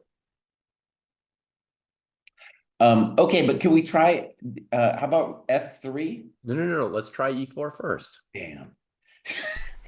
Okay, let's refute e4. Okay, let's first play the natural So bishop I'm gonna takes say e4. takes, right? Sure. Knight takes. Okay, pawn Did you takes. take by bishop? We trade off our problem bishop, right?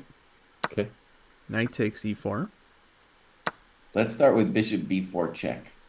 Yeah. And we'll check to the miserable king. King d1, right?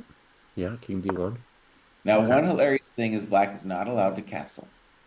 You might think he can castle, but he's not actually allowed to castle. I think knight g7 is the most obvious. I just haven't a thought. You Wait, got. I you want mean to he's say not black. allowed to castle because it's bad, or like actually? Oh well, excuse me. He can't castle short. He can't. It looks like he castles short, but he can't. Okay, yeah. Can't Yeah, castle short. Yeah, rook moves, but yeah, he can castle long. he can castle long. And actually, castles long, rook a7, knight b6 is it's a thought. I don't know if I want to do it yet. Okay, f3, of course. e4 was not played. Come on. Okay, played f3. Oh, f3 played. Okay, but just to finish on this king d1 position, Mm-hmm. just to give, because like I guess the reason why me and Jesse don't like is because now White has the d4 pawn in addition to all the other weaknesses. Um, yeah, it feels pretty double edged. I would say, Um, yeah, also clear advantage to black. Obviously, I'm not unaware of the isolated pawn, right? I thought this was his plan to get something dynamic going during the time that the knight's on h5. Because For you've already given example, up some squares. I thought the point is go all out dynamic, knight e4, then you play knight d6 check, you get the full bishop pair, and, you know, they're out there swinging. in fact, knight g7 and then black's just clearly better. It's not even that hard. Where knight g7, At the end of that king d1 thing, right? And then, yeah, I mean, it's very poor. maybe Very, bishop d6, yeah.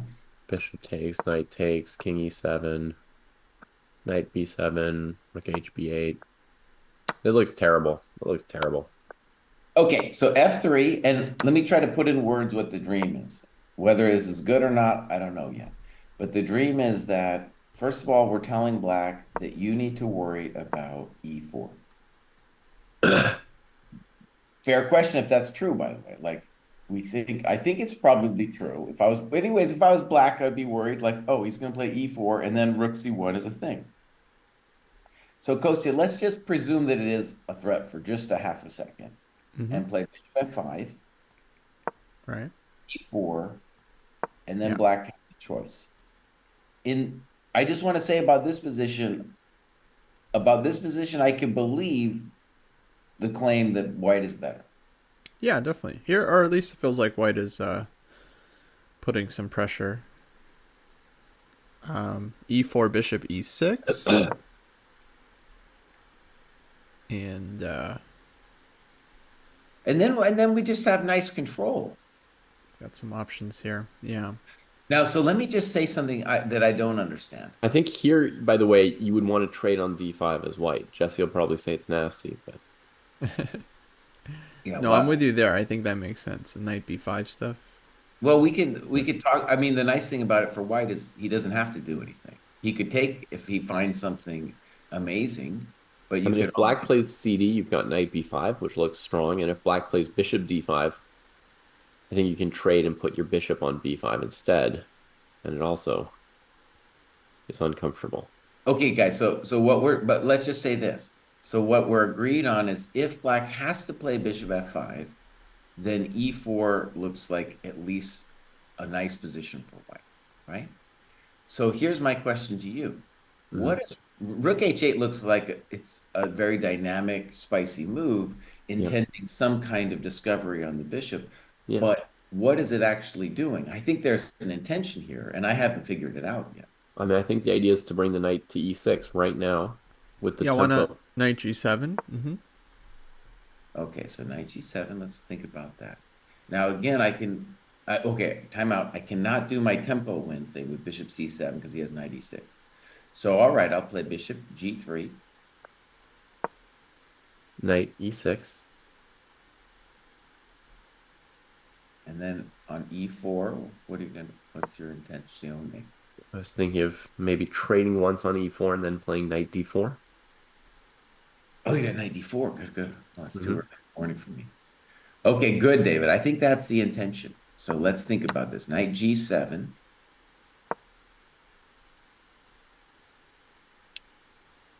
Now,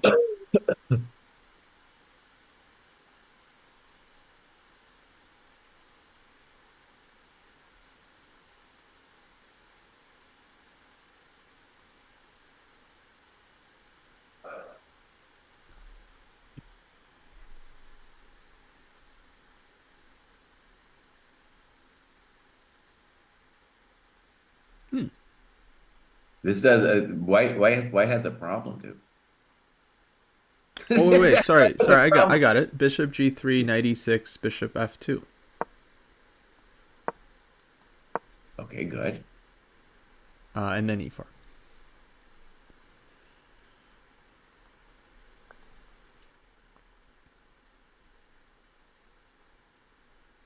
Spice Girls are in town here.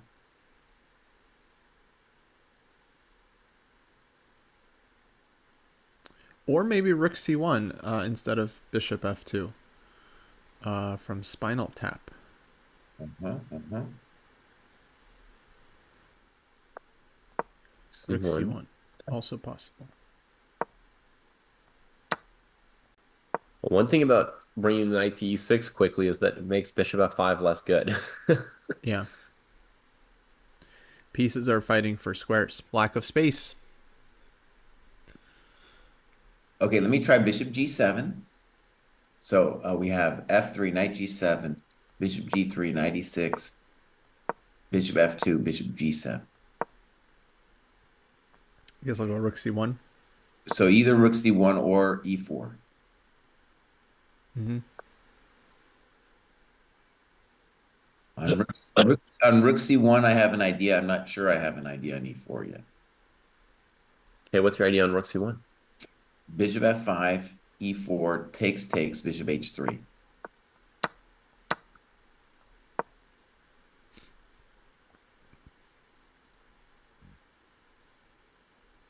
Mm-hmm. And the bishop on g7 is now a pretty great piece. Oh, yeah.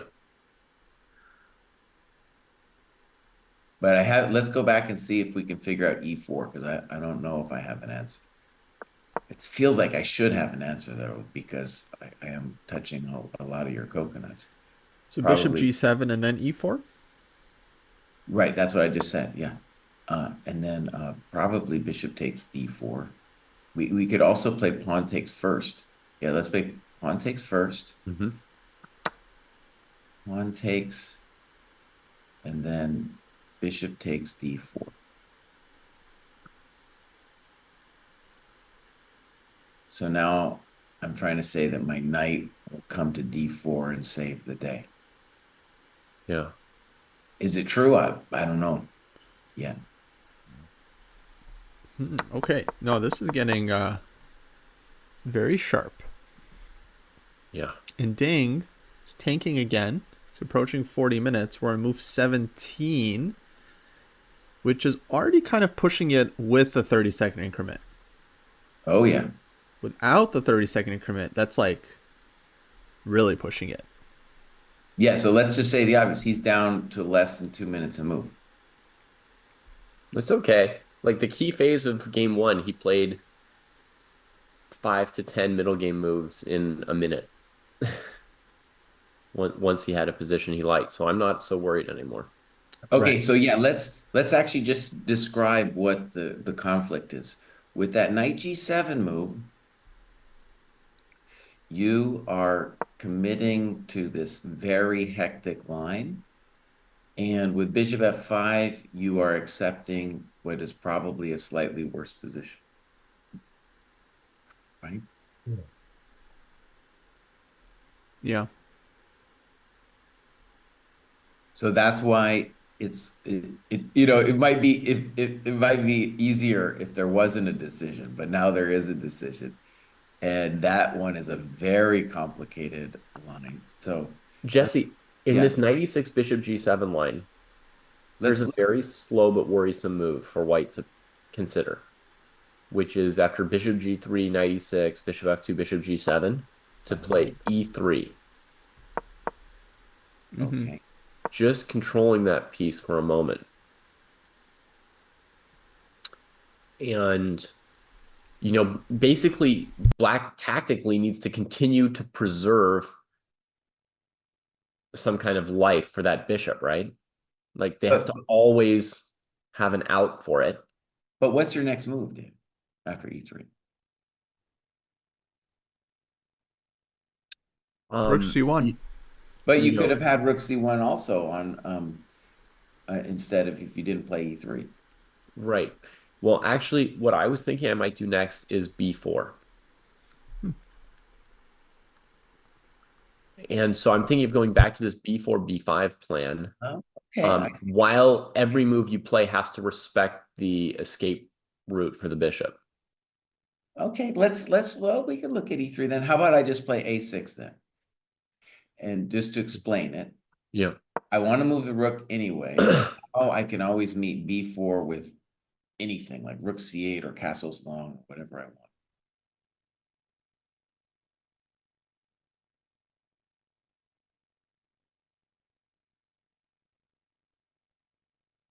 Okay, I'll play b4.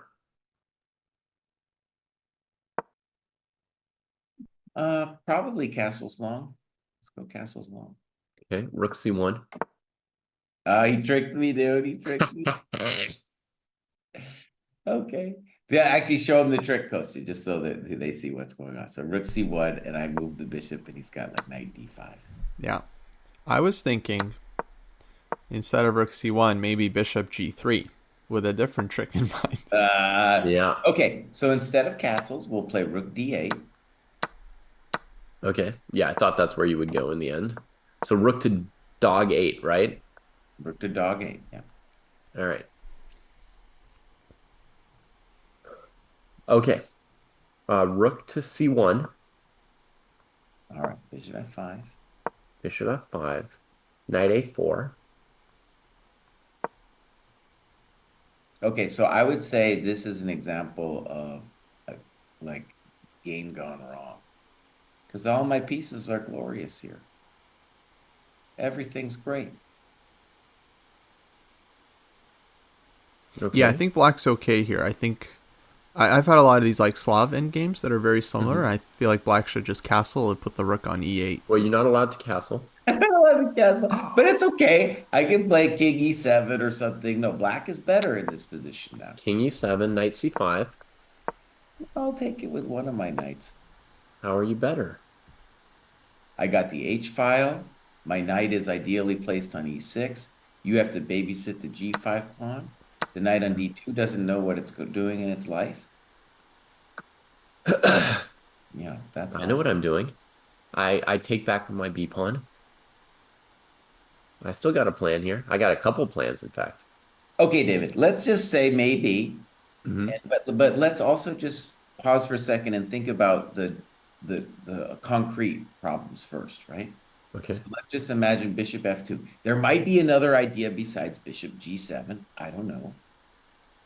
Um, Yeah, sorry, let me catch folks up. So here's live position F3. Ding already spent a bunch of time here to get here, and now he's spending time again. because white is basically threatening to trap the bishop with e4. So he's got to either play bishop f5 right now to bail out, or the much sharper but also more tempting knight g7 tempo move, which then gives black time to create counterplay and doesn't let white go after the bishop. So we were thinking knight I mean, g7, bishop yeah, g3 is basically, he logical. leaves the bishop on c2 to be sort of trapped and attacked. And he just says he's going to save it all with tactics, all with tactics. So Yeah, and be someone's sure asking you got them all right. why should we be positive for white? Because black is the one that's walking the tightrope. Gukesh is like jumping up and down on a trampoline, having fun, and Ding is like balancing on a tightrope, and one mistake and he falls to his death. So, But Ding has some long-term positional advantages, that got to be respected. I have another idea here after bishop g7. How about this, Kostya? Originally, I was saying rook c1, bishop f5, e4, and then I was saying that bishop h3 after takes was a thing. But I want to take that assessment back, because white could then play e5, and then I have interesting play with knight e4 next. wait. Oh, you took Wait, on wait. This was e4 as with a black. trade on Sorry. e4, I think, Yeah. Kostya, right? Thank you. Otherwise, Thank you. e5 hangs. So bishop h3. Right. By the And way, then e5. by the way, not taking on e4 might be the next thing to consider, because this e5 move looks very strong. I saw e5 before, and I wasn't sure because it's sort of the wrong pawn move for the bishop. I thought of both e5 and d5 in that final position, Jesse, right? Like d5 is the move that makes bishop f2 happier, and it kicks the knight from a great light square. So it packs some punch too. E5, you can lodge a knight on d6, but I wasn't sure Okay, if but it's but enough. the main argument for e5 is I'm constraining your pieces, right? Because d5 frees knight d7 and bishop g7. And Yeah. e5, it's not only about knight e4, it's saying that those Mm, pieces are shite. sure. But maybe we should also then, because so that looks positive for white to me. Maybe we should also consider after e4 not taking and just playing bishop h3. Okay, so we got bishop f2, bishop g7. Um, right. Whoops, oops. Then rook c1, bishop f5, e4. And Ding's at 33 minutes. Ooh, that's rough. I think this is the one of the reasons to go down these lines too is just to just show the kind of thing he's thinking about, right? Yeah. Yeah. So the advantage of playing bishop h3 immediately is now with e5, then both of white's knights are cut. I don't get the e4 square. And then, of course, if I take on d5, black's pieces again get out with knight takes d4. Right. And that position is pretty hard to judge. However, it looks fine for black to me. I mean, it's extremely hectic, that position. Yeah. Extremely hectic.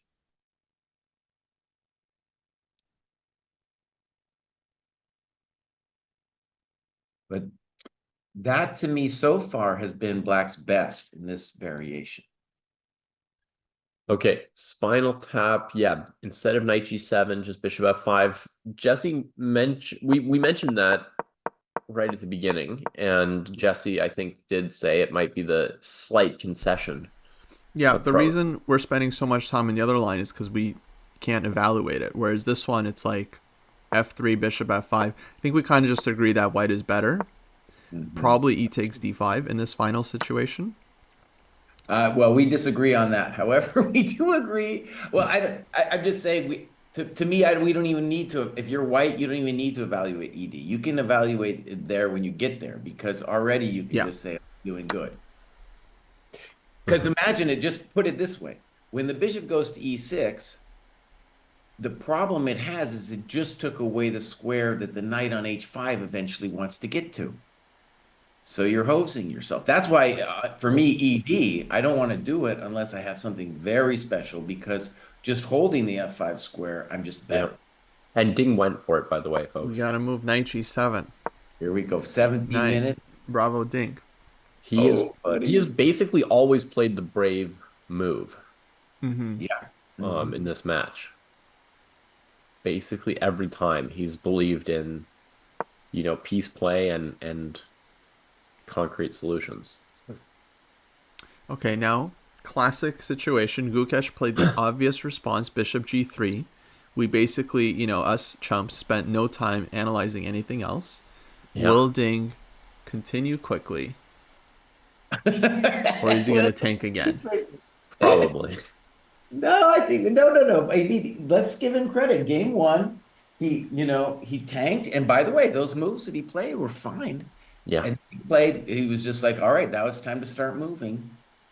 Yeah. I mean, the Um, good sign is seeing Gukesh play one or two moves quickly and um keeping his time on the clock. Because if you compare this to game one, Ding used time kind of like this, but Gukesh lost his confidence and his time lead was collapsing around here, right? Like he just couldn't figure out what to do.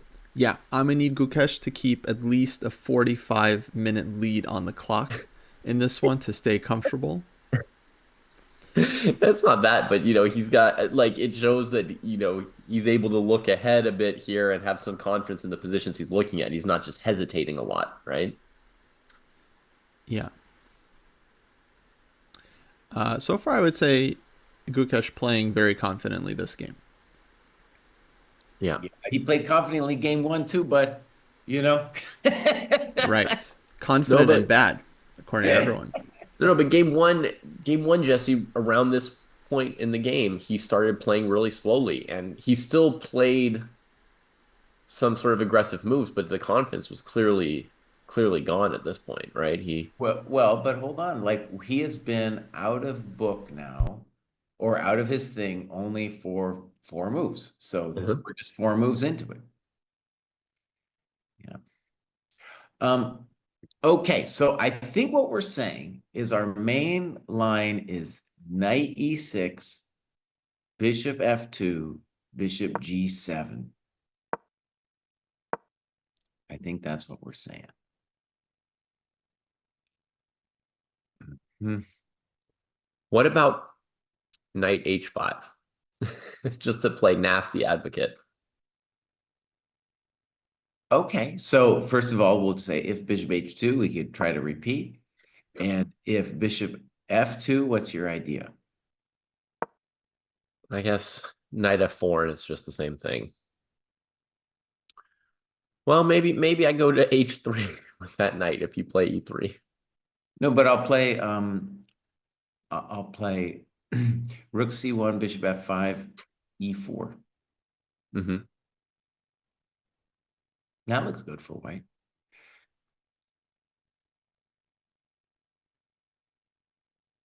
Okay. I mean, then I'm reasonably happy with my knight on f4. Um, I can just go bishop e6, I guess. But I'm gonna bishop e3, you see, and then where are you gonna what do you want to do? Hmm. That's no It's not good. working out No. for the amazing knight. Hmm. Yeah, it's not good.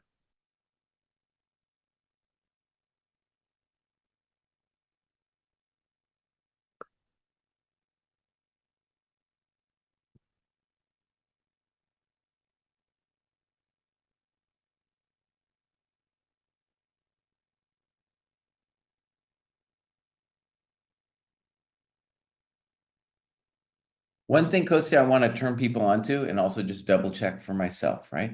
Okay, so let's rook h5 was played. Whoa. Rook h5. Woo!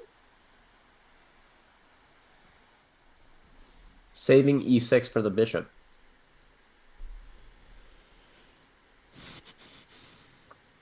But also with some kind of tactical plan against e4, threatening rook c1. Okay, this I'm just gonna go ahead and say this move freaks me out. And now white has 3 candidate moves that all look interesting. He has e4, bishop f2, and rook c1. Mm-hmm. And furthermore, what's going on with this rook, dude?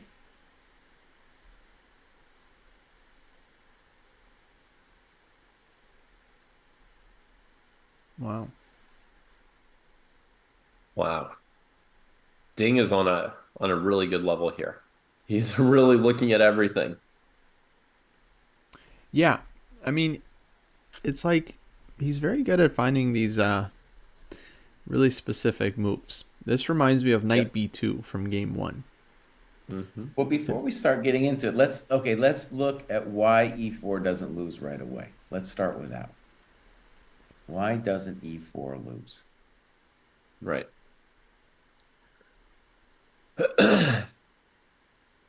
This is interesting because if I was playing black, I would, and I was maybe considering rook g5, I think my mind would stop here. You know, like Yeah. maybe he's got some magic here. He probably does. Yeah. But I would be like, well, I might be personally done with this. Okay, let's think for a sec. So e4 and rook c1.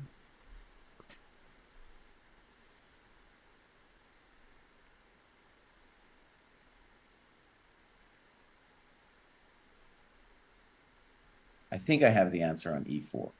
So on e4,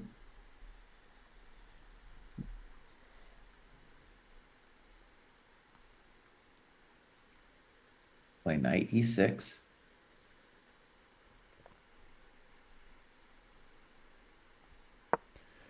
Yeah, folks, the reason we aren't adjusting the bar is because we don't have a clear evaluation yet. We haven't figured it out. It's really complicated position. But basically, you guys, if Gukesh can't do something to the bishop, then black is probably going to be better. He has to inflict some kind of something against the bishop, whether it's positional or tactical. So e4 96, this isn't so easy for white because let's say I go bishop f2. Again, bishop g7, and it's very similar to the variations we were looking at. And I don't, and the bummer, by the way, is the rook on g1 is always a problem. So if you imagine rook c1, knight takes d4, and the bishop's just going to hang out on c2. So bishop d4, bishop d4. Yeah, bishop's still trapped. Rook g2, I guess. Okay, actually, you know what I have to do? I have to play DE first instead of bishop g7. So DE, FE, bishop g7. Yeah. And now what happens if white does the same stuff? So rook c1, knight d4. Bishop takes. Yeah. Bishop takes. Rook g2, right? Yeah.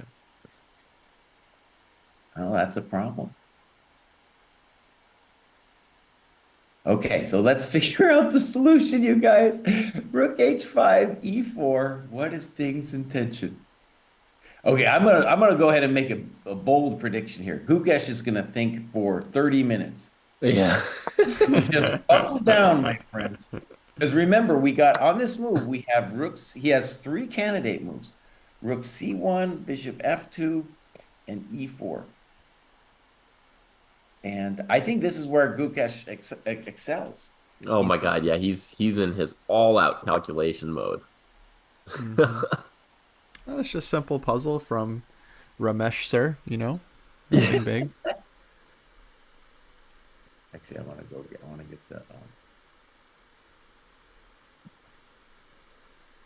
get the live video feed. Hey, Falk. Yeah, no, the time is a big thing for Ding, for sure. But if he can manage to get out of these complications, then he'll be all right.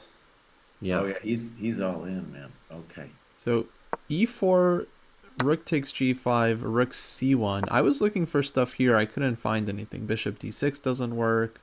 Knight h5, I think just bishop f2 and black's bishop is still trapped. So all these lines are looking very, very dangerous. Okay, I'm also going to say I'm pretty confident that rook h5 came as a shock. Mm-hmm. Like yeah, that's just you're telling your whole story with f3 is, hey buddy, I got this big threat, and the g5 pawn has nothing to do with that threat. It has nothing to do with that threat. You're not stopping anything with the g5 pawn. Oh gosh. Okay. So, and so like let me just say, there's all these candidate moves, but furthermore, you got to ask yourself, well, what is the intention with rook h5?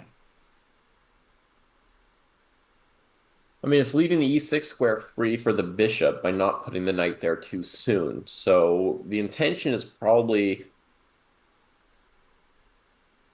twofold. One, that against rook c1, bishop f5, e4, he can just play bishop e6. Okay. Let's start And with that actually. Let's start with that. So rook c1, bishop f5, I mean, your bishop e4. h3 doesn't look bad either. So But if I play if okay, but if you were going to play bishop h3, then right. why rook h5? That's a Yeah.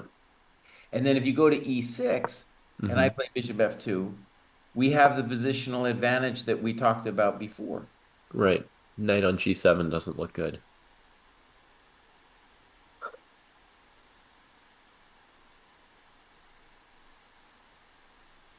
Huh. Okay, so I also don't understand it there. Yeah. Oh, I'm so happy we don't have the engine to just tell us. Be like, well, obviously it's blah blah blah. Yeah, it's super fascinating because for me, folks, these kinds of positions are like really difficult for black to play in my experience because you like just the kind of position where you're the one that has to find all the tactics to make sure you're not losing a piece. It's just like really hard. So yeah, fun position to look at. So e4, have we figured out why this isn't good for white? No. Okay, I say we keep looking here Okay, Okay. fair because enough. I'm very confused. It feels like rook c1 is coming, and he must have an intention. He's got something. So what's the idea?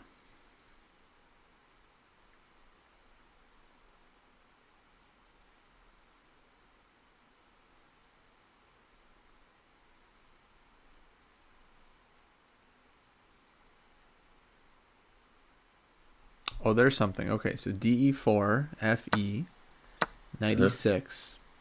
Uh-huh. Then if bishop f2, there might be other moves. Knight Mhm. f4. Okay, Kostya, let me try to complicate this just for a second. So on 96, don't Yeah, play bishop f2 and play rook c1. right. Yeah. And Just so transposing. the point is on knight d4, bishop f2, it looks like it's gone Yeah, that's because the bishop, that transposes to that other line with bishop g7 that I Yeah. think we thought was good for white. We could maybe try c5 there as a new move. c5 where, but Knight d4, bishop f2, and c5. I see what you're saying. Yeah.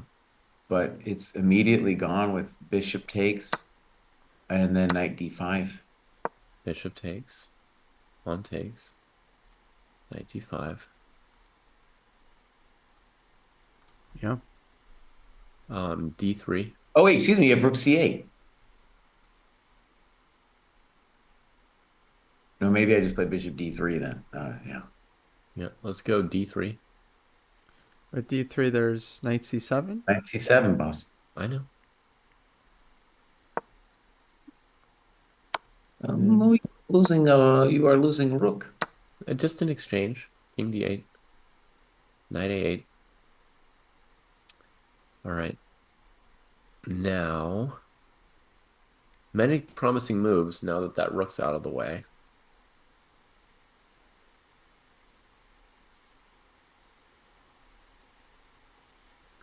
Um, Let's go.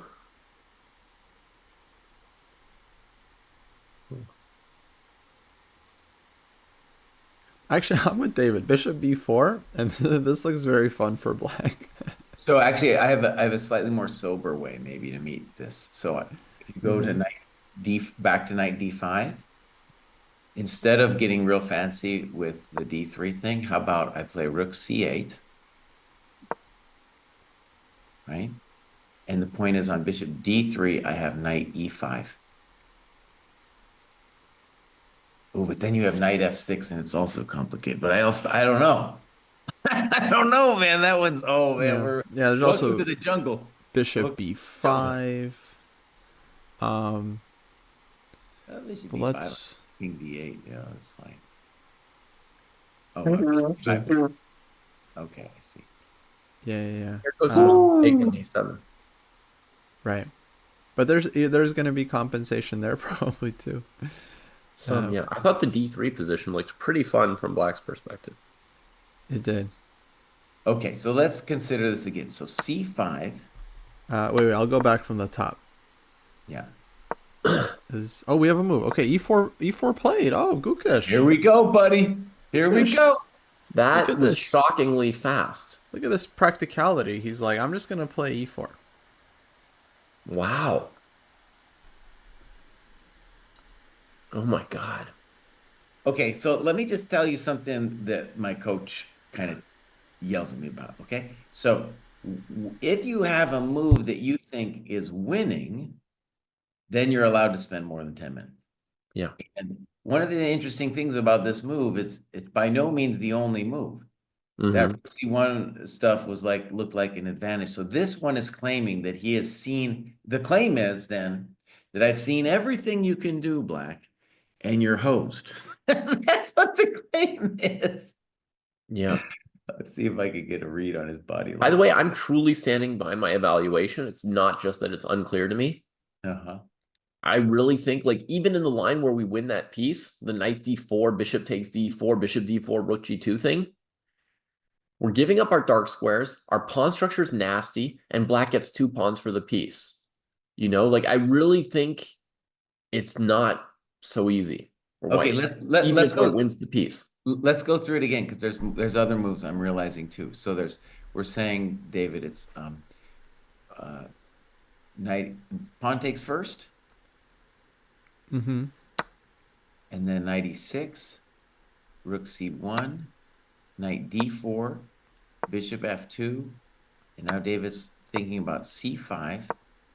And I'm realizing there's a lot of different moves here. We don't have to take right away. Knight b5 is interesting, and knight d5 is also interesting.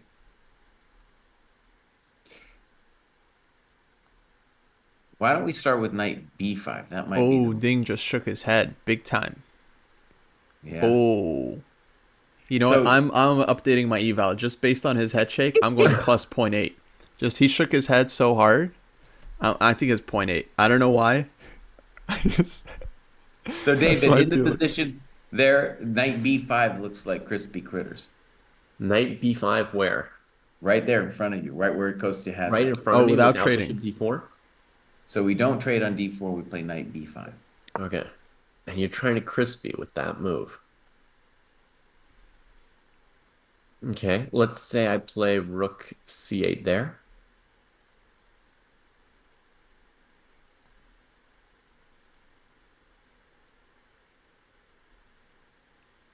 Sorry, you said rook c8? Yeah. Oh, I guess he can trade with the knight and then go for that bishop d3 move, huh? And keep that beautiful dark squared bishop. Yeah, it doesn't look good. Hmm. But there, David, actually, I'm not sure about that because you would have Because there might be the knight e5 move again. Yeah.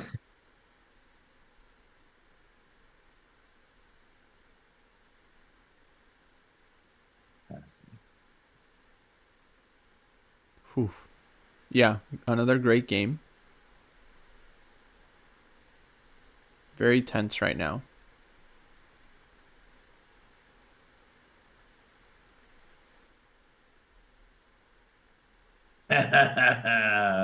So e4.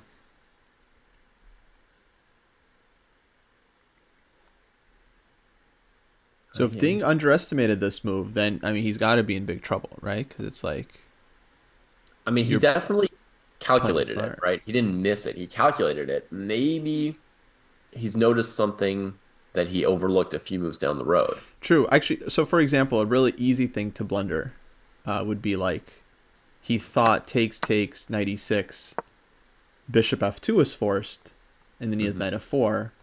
It's totally possible he didn't see rook c1, knight d4, bishop f2, and then white is still like trapping the bishop. Yeah. By the way, he Um, moved, oh, so they're trading, and 96 coming quickly. 96. I feel like he's got the body language of just like, please play knight bishop f2. Please go bishop f2.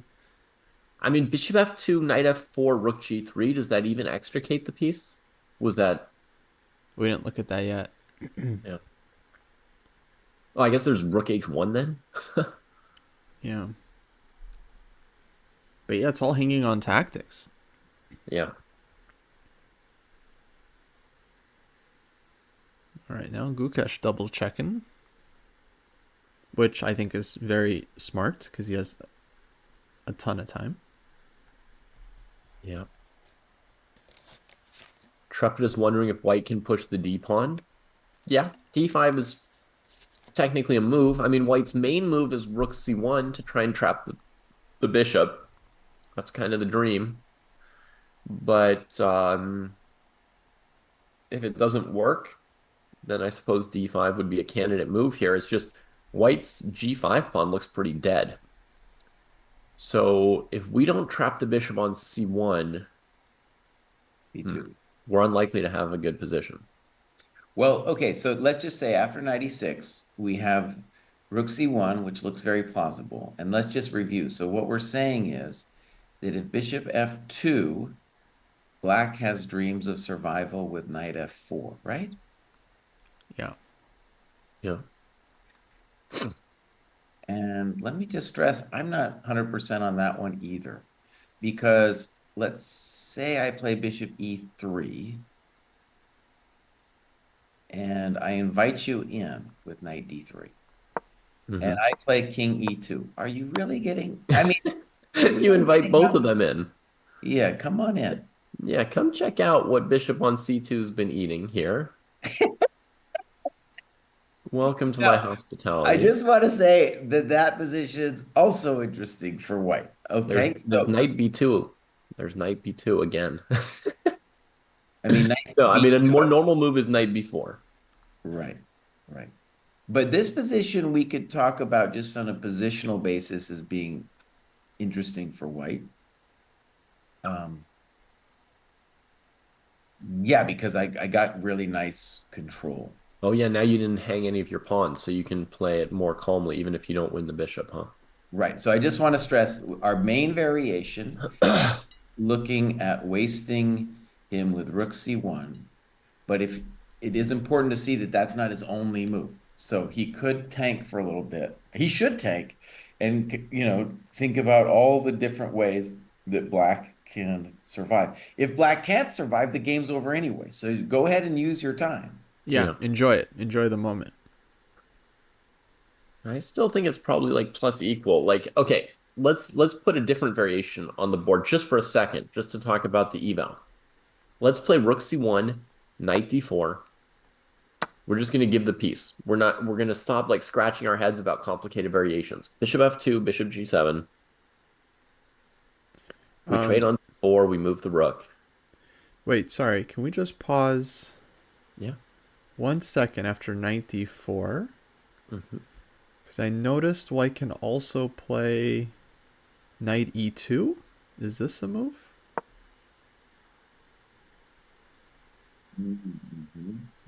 Good.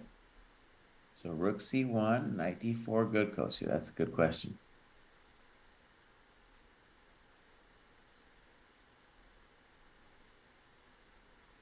That looks really unpleasant, dude.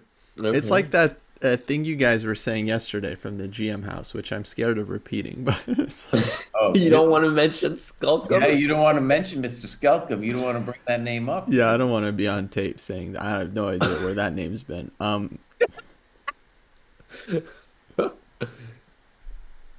Okay, fine. Play It's a this move. skeleton, man. Play this move. That's fine. Yeah.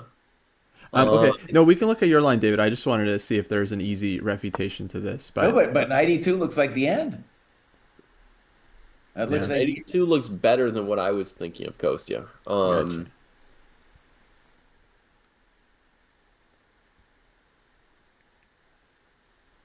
Hmm. But okay, let's pick one of them and just try and evaluate one of these positions. One of these positions that's, going to be two pawns against a piece, basically. Right. I know how Which to evaluate those ones. Those are called lost. Whoa. I That's was what I was those gonna say positions those are are called. those are often hard to win, especially like let's say 92. Let's say Yeah. for example someone or black goes knight f3 check, Yeah. takes bishop takes e4. Yeah. I would find this kind of hard to win as white, just because What the do you pawns have mean? no play. We're up a piece. Hey, hold your horses, Jesse. Black has two pawns for the piece already, and if your knight moves, you might drop the G pawn. Even if your knight doesn't move, that G pawn might drop in the near future. You could be down. You could have not be down, but it could be three pawns for the piece. You're gonna win this endgame with two B pawns? I'll play knight d2. First Knight question. D2. Good. Do it. Bishop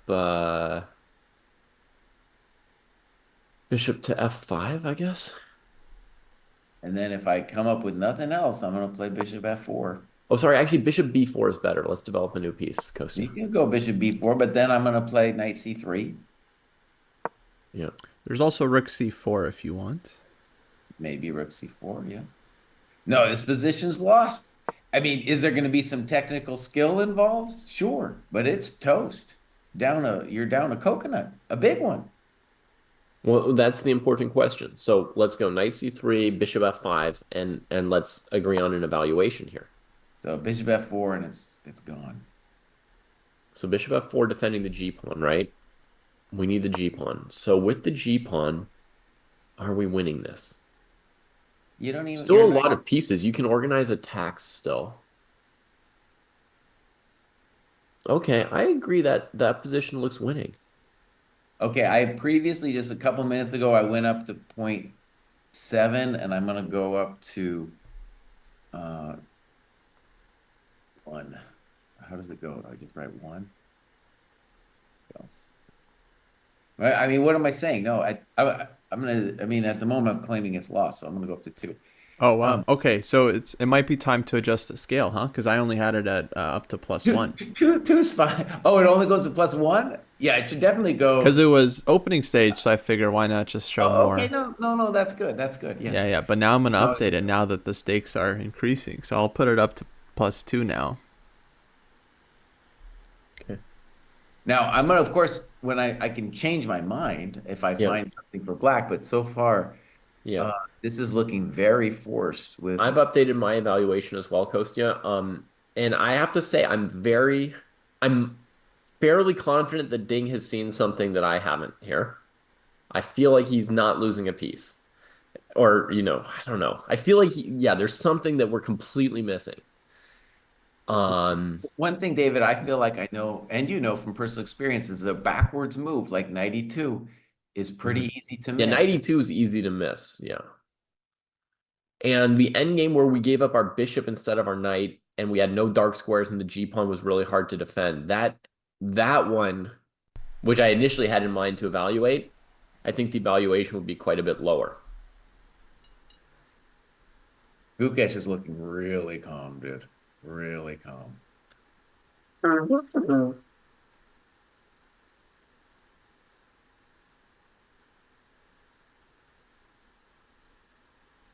Dang. If Ding missed 92, then that's uh that's a problem. And then I'm gonna say that this aggregate I've been doing has been paying off. Because it's 3 a.m. Just saying, it's very Yeah. late.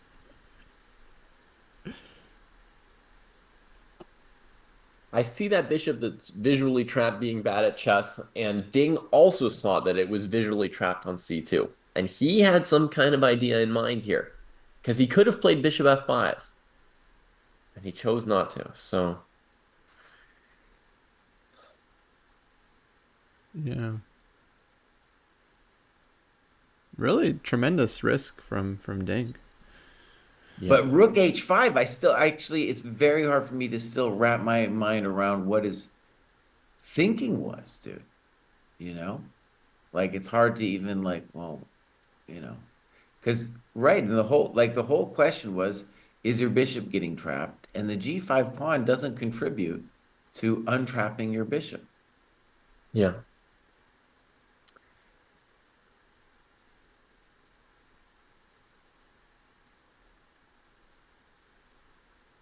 Okay, how about this variation? Rook c1, rook takes g5.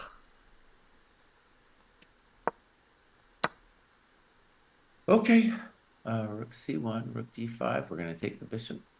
Hmm. Knight Uh, takes d4 is your intention. Wait, before Yeah, we I was take the good. bishop, in Yeah. other lines, I was thinking bishop f2 would be strong here Okay. to just kind of. That's just being mean, Kostya. That's okay. Let Kostya be mean. It's important to be maximally mean. Okay. I really thought this kind of like killed it. I mean, I think rook takes c2 is over as well. Mm-hmm. And in this line with bishop f2, he can still play bishop g7 and Hmm. Yeah, I'm going to trade on g1 and then go bishop g7 here. Okay, so that's so much. So you guys want to look at rook c2 first, or? but I just want to say it's this is probably I mean this is fine because it's not like your move was worse, Kostya. I think your move's fine. I'm just saying they both look toast. That's all I'm saying. So like with after bishop g7, both d5 looks winning and rook takes c2 looks winning. Right. Now, it is true that that will become a technical endgame, but that's, if you can't win that one, then you shouldn't, no business playing the world championship. Yeah, fair enough. Um, I think it'd be incredible if this went down to some kind of like two knights versus pawn endgame, and then Gukesh converts it. I think that's unlikely, but Be epic. what? Yeah, what a story. I think actually that's probably some kind of endgame that we're going to be looking at. I don't think he's going to defend it, but there's going to be some situation. There's a variety of ways so far. I mean, maybe there's some miracle defense, but if there's no miracle defense that we missed, we're going to see some nasty thing where Ding tries to hold on with two pawns for the piece. And there's a variety of ways for him to get the two pawns, right? So, and then we'll be here for a while. We'll be here for a while. Rook c1 on the board. We're Yeah. going. We're going there.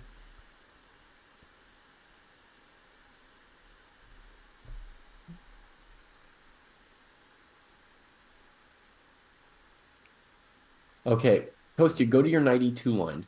Yeah. Knight d4, knight e2. Okay. Now, after knight e2, play knight takes b3, Yeah, rook c2. rook c2, bishop b4. I was scrolling through chat because chat was going so fast, and I wanted to see this idea from Spinal Tap, Okay, who went to bishop chess f4. camp with me a million years ago. And this was the idea. So bishop f4, trying to hold the g pawn. Also, knight c3 is there too, but There's okay. also Yeah. knight c3, yes. Actually, maybe knight c3 to unpin. But bishop f4 not giving him anything. I don't know. Yeah, it's Mm-hmm. also good. Hmm. Okay, gotta pick one. All right, we'll go bishop f4.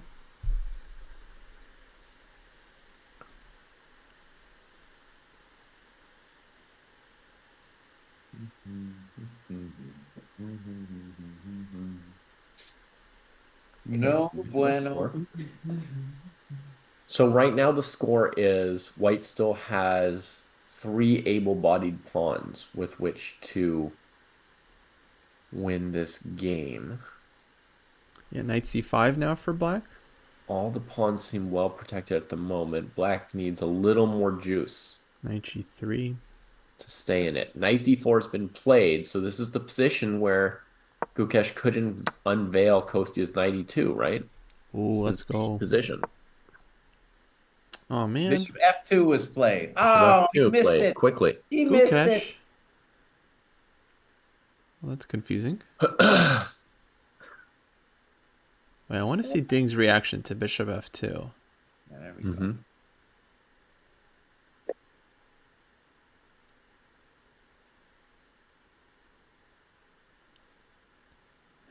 He doesn't seem super happy. Okay. You know, one bummer about it, it could turn out that bishop f. Okay, he just plays bishop g7. He's not interested in David's stuff. I didn't believe in David's stuff, by the way, but it was interesting. You mean the Okay. c5 move? Yeah. Yeah, but I mean, bishop g7 was the basic move as well, where I wasn't confident in the Yeah, size of in white's this line, right, advantage. Black was getting a couple pawns for the piece.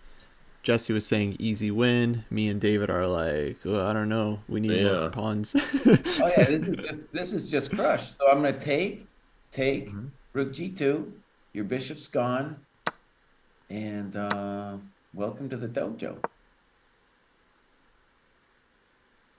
What do you want to do on that rook g2? You want to play bishop e3 or something? Yeah, I think there was bishop b3 and then bishop e3. Okay. I don't even care about the B pawn, but yeah, I guess you might as well take it. Earlier, I was thinking it might not even be worth the tempo, but okay, bishop e3. Right, this is exactly the thing. Then like rook d1, rook takes g5. I mean, why is it winning?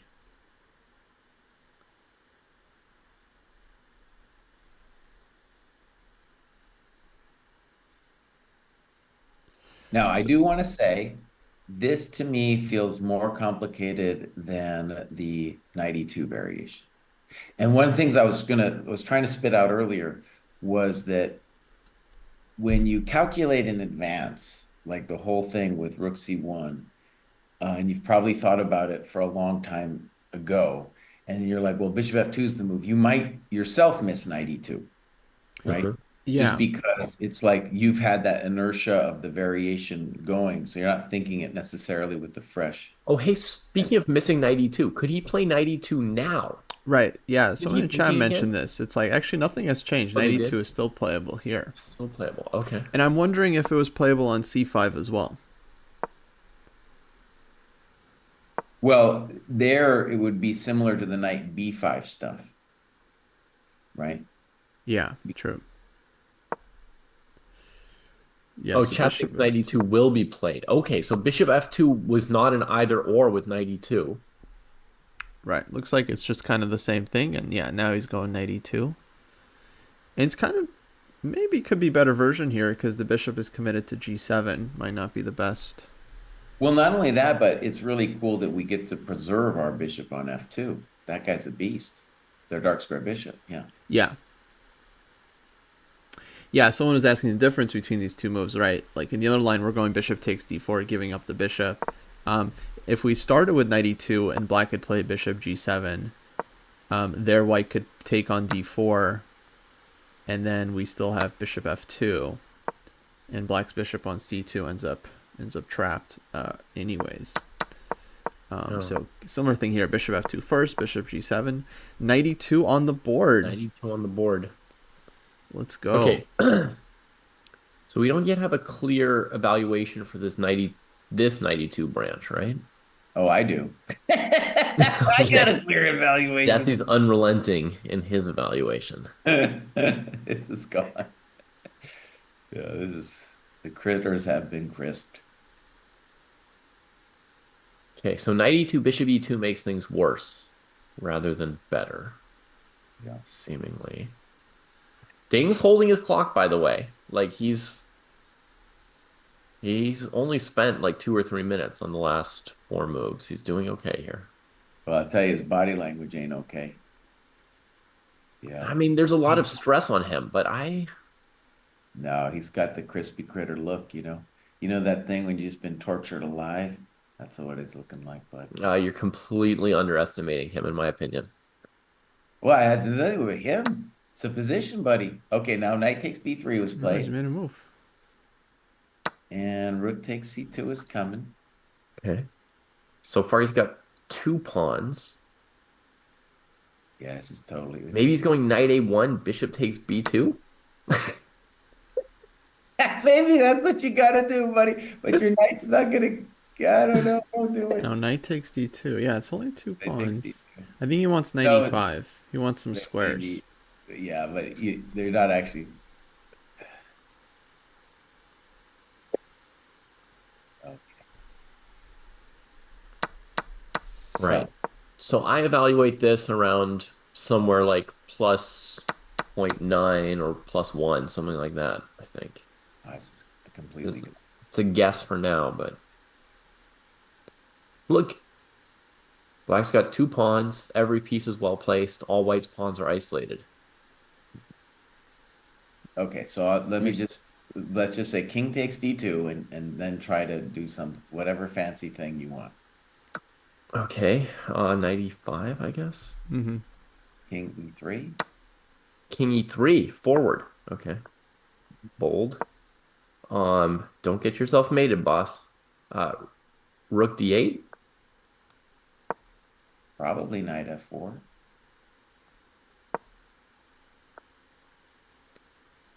No, your pieces they are doing nothing.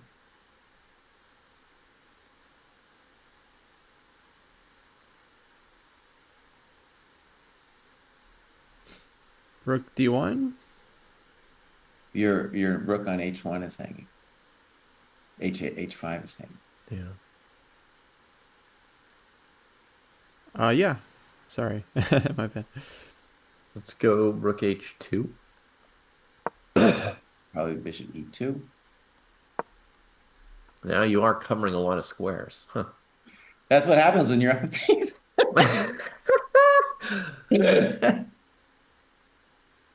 Yeah, and I'll probably play bishop g3 next. I don't know what I'll do next. I don't know. White seems much better here when you make some moves for white.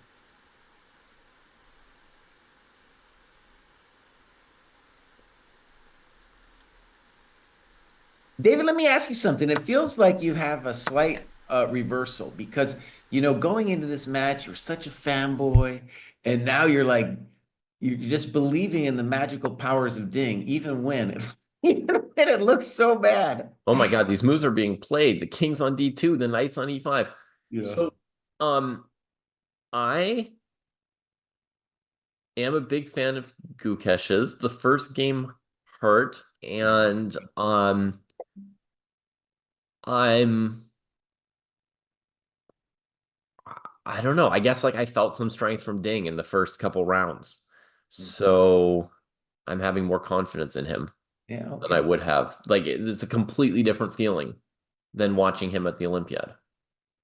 Yeah. So yeah, I'm finding it a little harder to believe that he's blundered something and easier to believe that we've all missed something Mhm. that's on its way, you know? Okay, something I want to add is I think king e3 looks natural and fine, but you could probably also get away with knight f4. Just with the thought that knight f4, knight f3, king e3, knight g1, I'll take on h5, and I'm winning. So there is more than one move here. Yeah.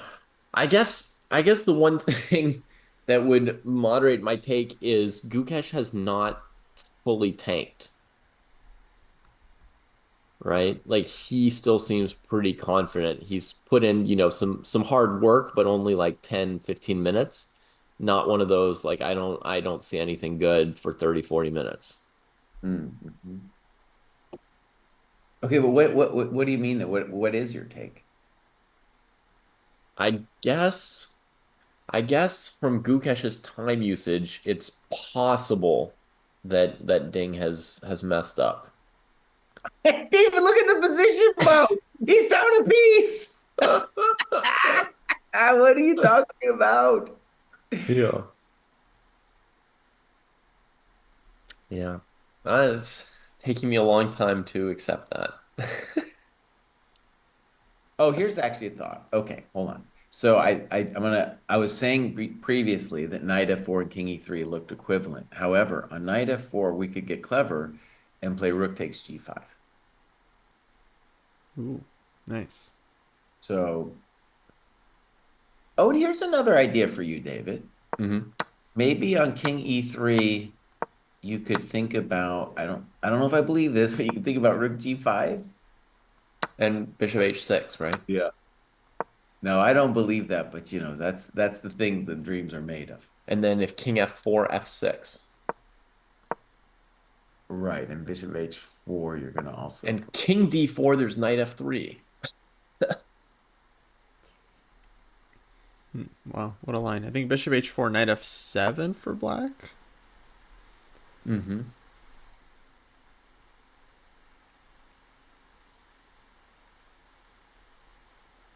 King F4, I guess there's also knight D3. Yeah, good point, Jake. True. Even better. Well, this is controversial. If he can get that third pawn, it's going to be a piece of the advantage. Can white save that third pawn? Okay, so if, oh, okay, yeah. Mhm.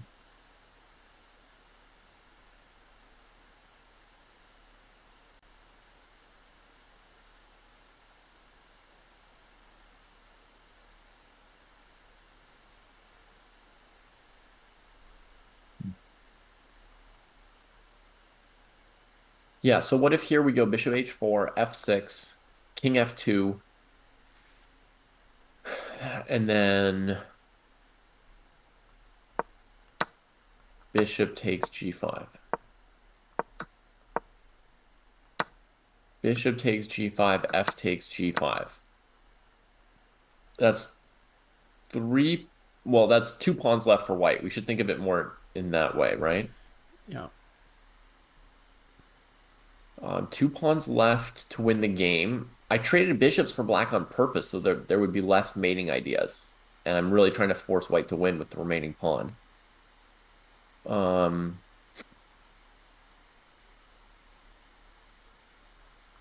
I mean, if it's winning, it's a hell of a fight to win it. Yeah. Yeah. I'm gonna stand by my plus one-ish score right now. I know I'm dragging down the whole dojo once again. I haven't updated yet. I don't But see Kostya's why is close to me. this is more than 0.8. Yeah. Gukesh got some problems to solve. So a couple of other candidate moves. One that is a little bit anti-intuitive, but maybe is Rook C3 instead of King E3. Yeah. Stepping onto the diagonal. Yeah, but the knight doesn't have any great spots. No great spots. Yeah. Agreed. And that way I preserve, well, I just Maybe the G focus pawn, right? yeah. So the idea is that let's just say brass tacks. If you do win the G pawn, um, it's still going to be a long road for you, but then I would revise my assessment. Mm-hmm. Um, but if you don't win the G pawn, it's just completely over. Yeah. Rook C3 is a candidate, and it's surprising to me that King E3, Rook G5 kind of seems to work. It's Mm-hmm. hard to believe. It's hard to. Yeah. Rook c3, rook g5 there also I don't see the refutation. Wait, what do you mean Rook C3, Rook G5? Because then bishop h6. Now we have bishop No, E3. but now I have Bishop E3. But then knight f3 check. Oh, God. I see. Okay. Oh no, no, but okay. Let's see about this. You oh, okay, maybe. Good Lord. And against rook G3, Just take. you can take and then take again. Yeah. Well, we were wondering what Rook H5 was about many moves ago, and this was it. As I like to say during the streams nowadays, tactics are on this game. Tactics are on. They're playing with tactics on. Yesterday's game too, I think tactics were off actually. That's what ended up happening. But today they're playing with.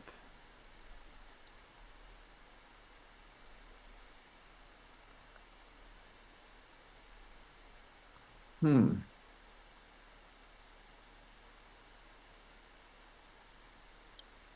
Yeah, I'm sorry to be so negative. Mm. But if that G pawn goes, whew, Oh, how about knight d4? I thought knight d4 was a move. Okay, interesting. Yeah. knight d4. Okay, so you'd think something to d8, right? Yeah. King d8? No. But then our boy just wants to move our king to like E2 or something, and then what do you do? Right. Yeah, good. I like knight d4.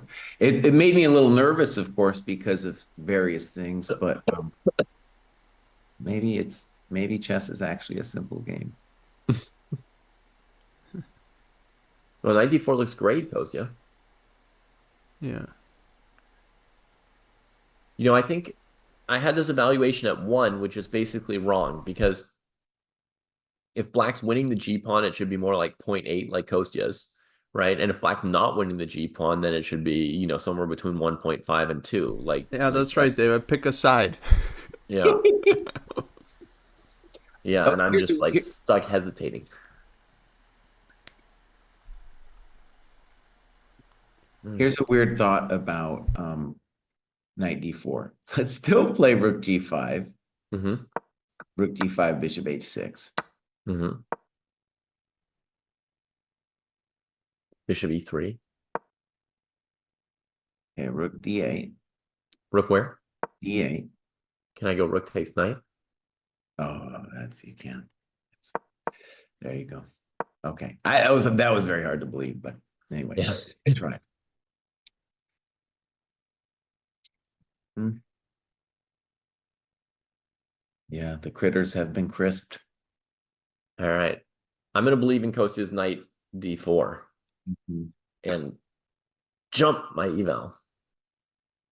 But David, I so picked the for side. you in this position, if you really think if you don't win the G pawn, that it's like not completely winning for white. Yeah. Yeah, if you take the G pawn simply off the board, but let white rearrange the pieces so they're not falling for knight f3, right? Like put white's king on b1, or put white's knight on c3 and bishop on e2, and the G pawn's gone. Um, oh yeah, I mean I think 0.8 or something. I just don't see how you win that with so few pawns. And you're saying though with the G pawn, you think there's a chance for black. Because 1.5 suggests it's not completely over. 1.5 is enough to win, but you've still got to play well. Okay. All right. Yeah.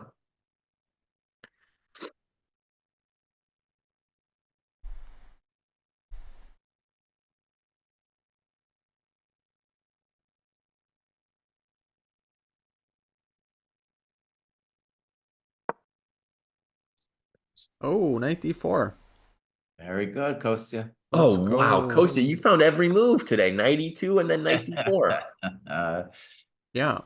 And I fixed my noise issue, hopefully. So all kinds of wins.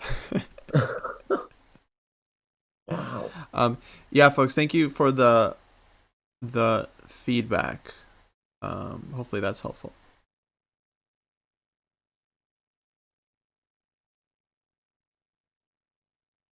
well, that's it, buddy. Kostya, you found all the moves. Your evaluation doesn't fully reflect the power of the moves that you found for white. Yeah, I mean, I What do find you all this think? stuff very hard to evaluate. I mean, whole game has been quite complicated actually, Yeah. but you know.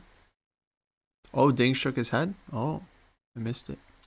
I don't think rook c5 could have been played last move lazy sat because black's threat was knight f3 check and Yes. knight takes g1. Sorry, I keep meaning to show this. Yeah. Yeah. Yeah, put me in there. I'll take Yeah, on now it's Ding. 4 a.m. and you're still finding the moves, Kostya. Take on Uh, Ding Liren.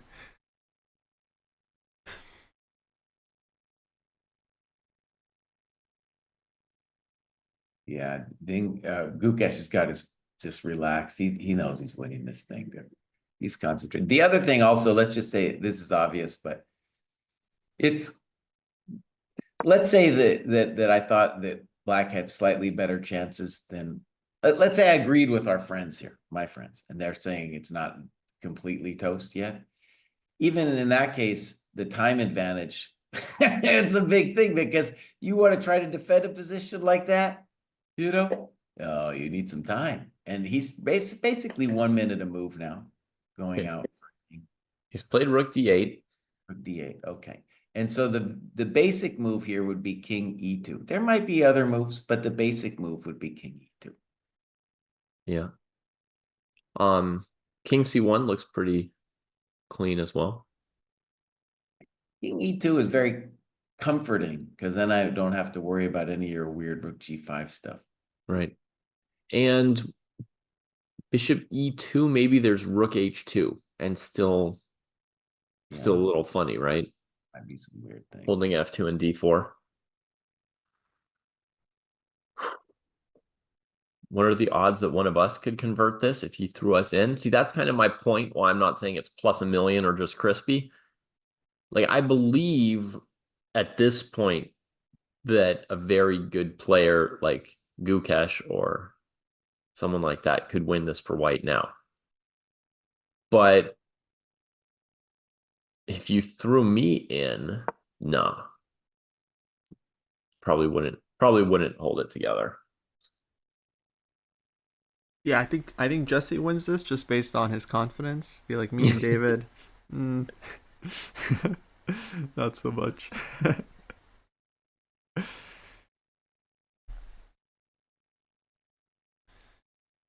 I mean, King E2, the bishop's still stuck on F1. You know, it's not that full comfort for me. How about rook H2 here?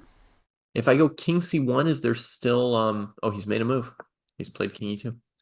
If I'd played King C1, trying to keep all the pieces coordinated, would I maybe have allowed rook takes G5 again? The king e2 is just such a natural. You covered the squares of the knight. Yeah. There's any kind of rook h2. I always have rook g2 if I need it. And knight f3 is always something on the table now. Yeah, knight f3 is a big move, actually. Yeah, so rook h2, knight f3. And then I think... Actually, yeah, for me, I feel like if white trades off the knights, we're a lot happier. Seems a lot easier to use the extra piece. Mm-hmm. Yeah.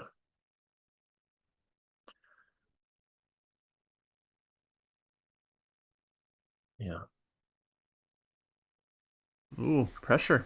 Pressure. Yeah. 15 minutes for ding?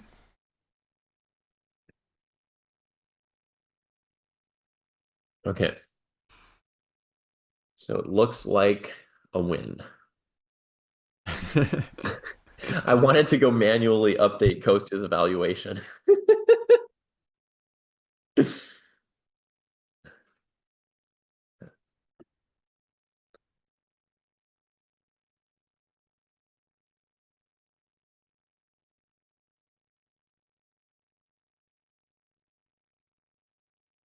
All right, so okay, I'll try to do it from Black's perspective for a moment.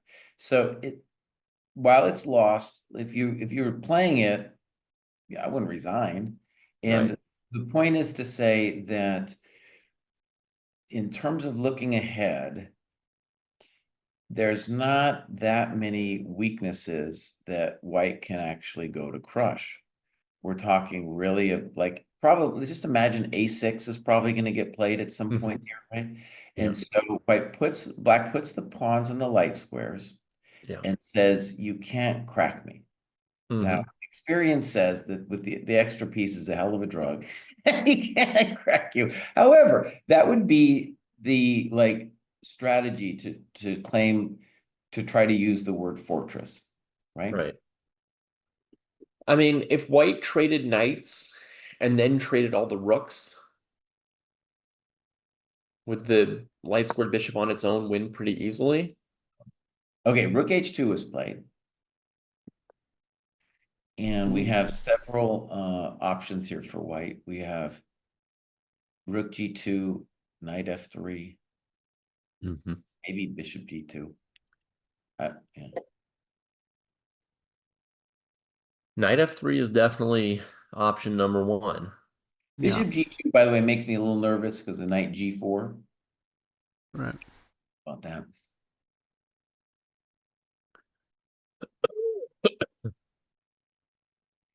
Okay, so the thing, yeah, I don't know. Oh, here's a weird move. Oh no, it doesn't work. I'm not even going to mention it.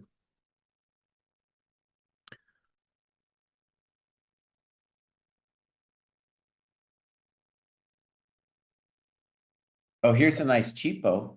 I'll do a cheapo merchant. So if we go knight f3, knight takes, king takes, rook d1. If white plays bishop e2, then black plays cheapo merchant, rook takes f2. Yeah. So you got to watch out for the cheapo merchant. Yeah. So more solid in that position would be bishop g2. Yeah, for example. Yeah. And I think the next couple moves will just be, a consolidating phase for white here. Yeah, I mean, the bishop on f1 needs to be improved. He's played bishop g2 here. Okay, that move made me nervous because of knight g4, but let's see what his intention I think he wants knight f3. Mm-hmm. That's called. Yeah. Bishop g2, that might be a move of a player. A move of a player. Yeah. Knight g4, knight f3. And then if you retreat your rook, you could possibly even take on a7 to preserve the bishop. Take on a7. Or, David, you play bishop g3 and say your knight ain't ever coming back. Not coming back. Yeah. Okay, knight g4 doesn't look like much. Okay, so I want to just give him a little props with bishop g2. I think knight f3 was fine, for example, but like a chump GM like myself, I'll just kind of stop at knight g4, and he went just a little deeper and was like, yeah, knight g4, that ain't even it, Yeah. I just realized something cool. If Gukesh wins the match, he becomes the youngest world champion ever at the age of 18, and he will also be the 18th world champion because Ding is number 17. Okay. 18 at 18. 17 with an asterisk, buddy. Come on. Okay, but it'll be 18th without one. So yeah, Forbes 18 at 18. Yeah. A one-person list. Exactly. Yeah. Uh-huh. Okay. From Black's perspective, is there anything to be done here if you don't want to resign? Well, and one of the sad things is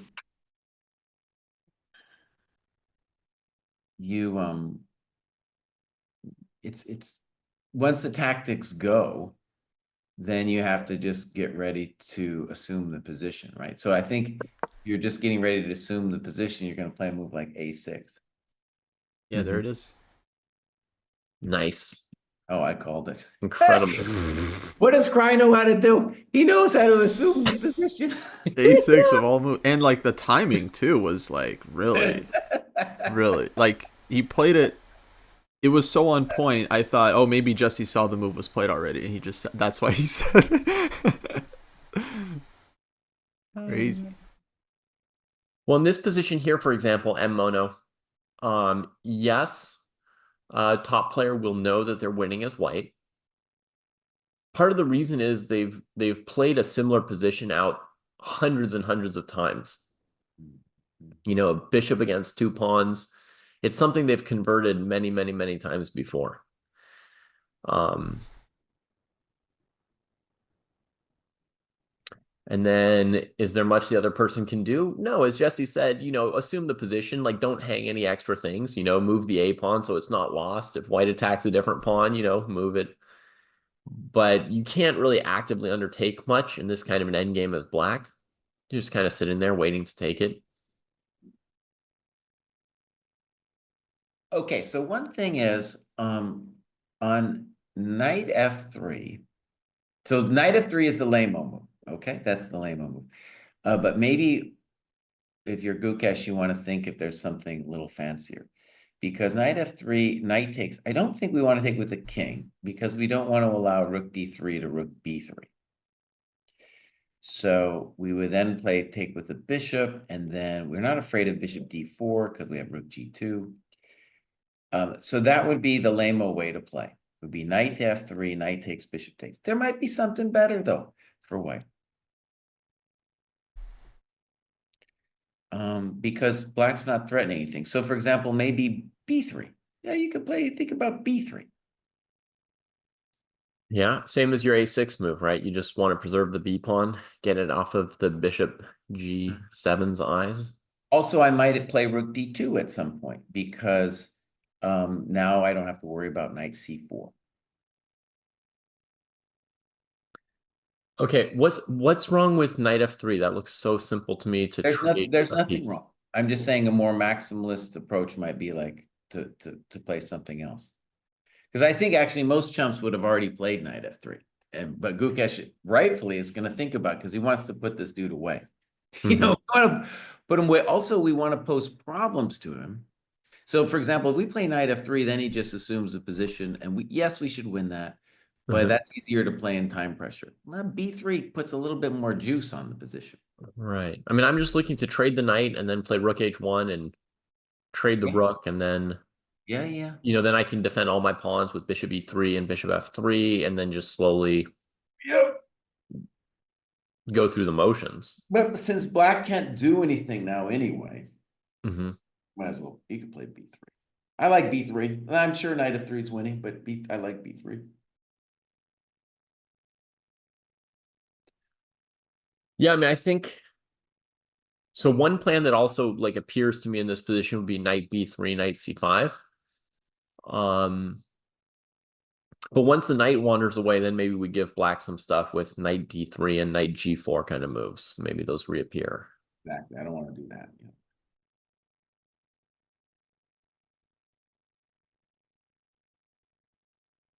Yeah.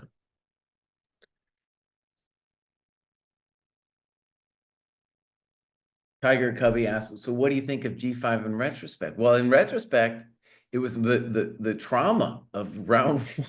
The Gukesh fans, the trauma of round one was like, oh no, he's doing it again. But it looks like it was a good move, dude. Yeah. And it's looking also like rook h5 is probably on the level of a blunder. Yeah, I agree. Rook h5. At that point, I trusted Ding. I didn't think that we were going to get a blunder from him at that point. It was so clear what the threat was to the bishop on c2, and I just couldn't imagine that he would, just fall to the idea of e4, rook c1. That was a little hard to imagine for me, based on how he played the first two games. The other thing that we never really answered, too, Kostya, could you go back to that bishop g3 position on move 18? Yeah. Because the thing we never really answered was there a path for white that was clear after 1896? Because I don't think we found anything, right? Let me check our notes. So we wanted bishop f2, bishop g7, and then we stopped here. Yeah. No, we've got some moves. We've got a line with rook c1, bishop f5, e4, trades, and bishop h3. And then there we didn't yet look at e5 or d5 exhaustively, but those are both options for white. Looked at that, yeah, different move order. Maybe a suspicion of a small advantage for white, but still a lot of play. And then also bishop f5, e4, the move I was like really stuck on for white. Because that position I believe in after e5, but if he just plays bishop h3, I think that's more spicy. Without even the trade. Without the trade. Because if you trade, you're going to give white its knights the e5 square, e4 square after we play e5. But after bishop h3, we have the pressure on d4. So if ed, knight d4, I couldn't evaluate that. Mhm. That's fine for black, honestly. There's all kinds of things you could be worried about there, but I couldn't find anything like crushing. Right. Yeah. Yeah, that was still pretty messy. Also, there was the line of e4 with the bishop still on c2. And then we had trades, bishop takes d4. And that's where that line ended. Presumably, we thought black was alive. Yeah.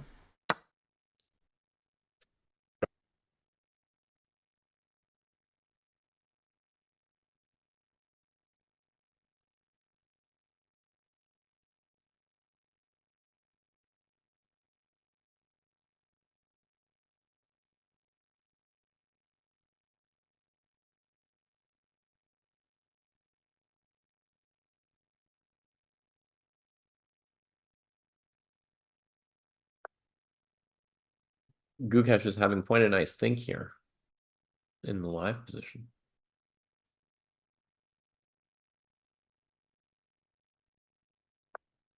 And he plays Jesse's move b3. Yeah, buddy.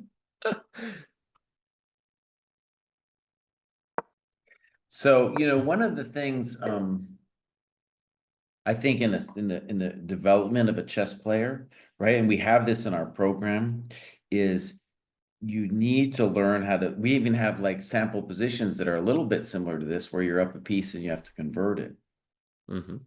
And the standard thing that we learned how to do when we were just young pups was to trade everything off.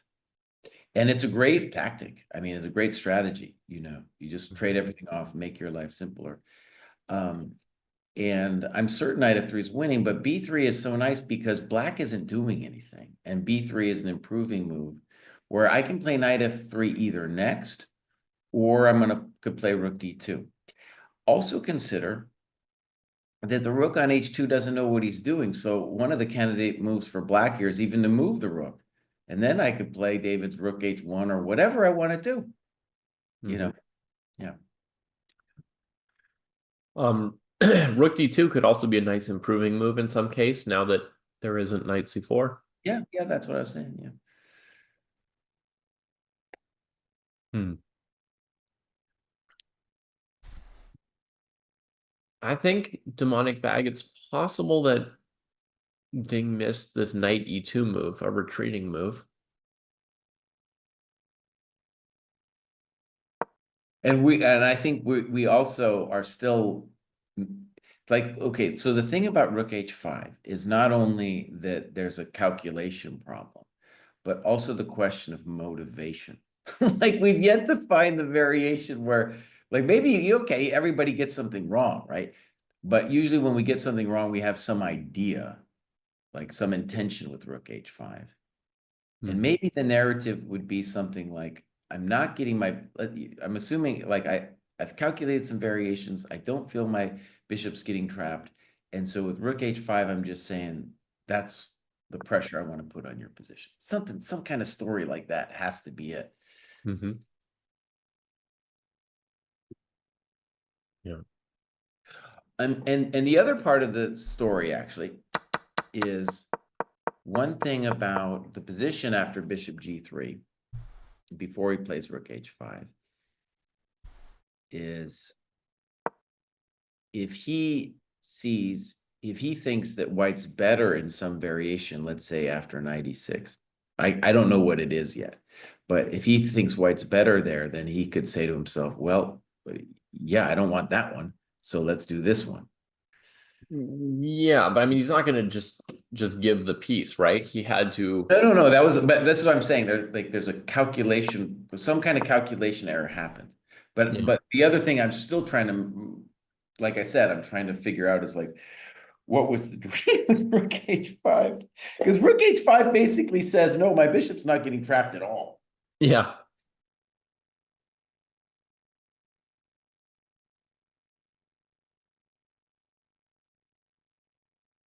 And I'll tell you this too. talk about, we were talking about confidence. When you have a fail like that, Mm-hmm. there's an interesting lack of confidence that then happens. We've Right all, afterwards, yeah. and he's already had the lack of confidence, and this rook h5 could really be a blow. Because then, if you start mistrusting your calculation, you start spending longer, it gets a real nasty feedback cycle. Yeah. Okay, rook d7 was played. Mm-hmm. That's an assume the position kind of move. For sure. So now the question becomes, do we have something better than knight f3?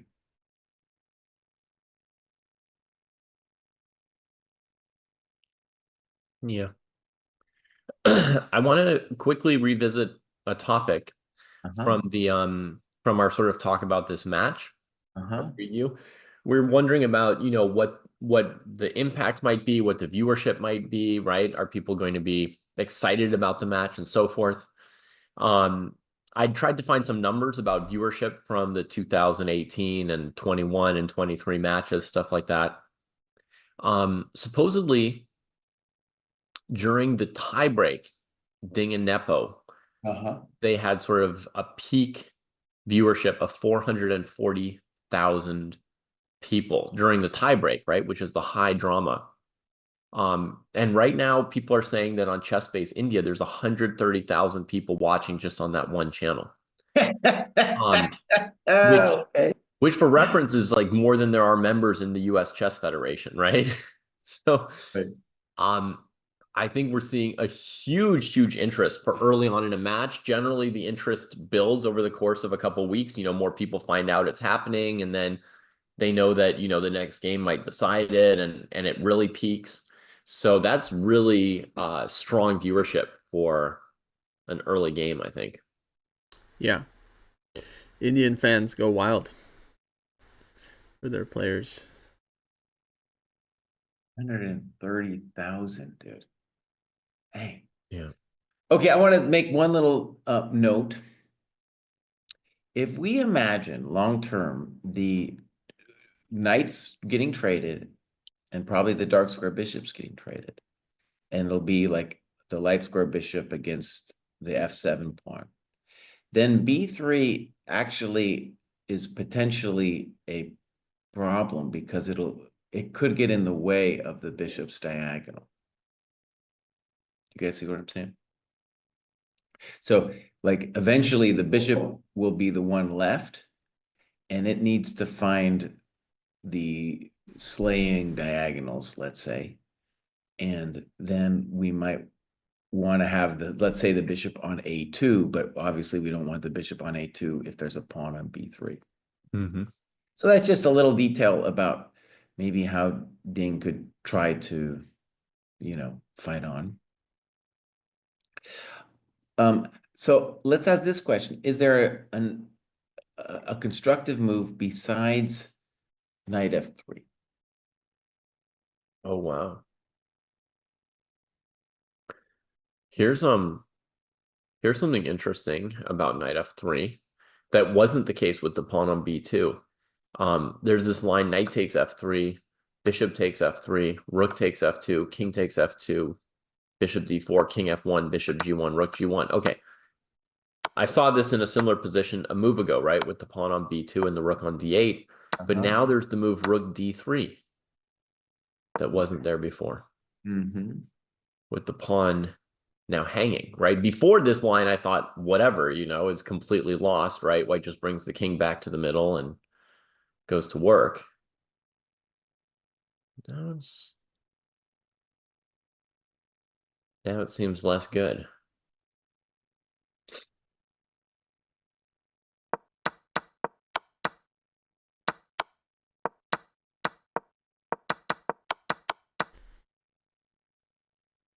If you take on f3 with the king instead, then black still, I think, has maybe rook d3 to b3. Yeah, rook d3, exactly.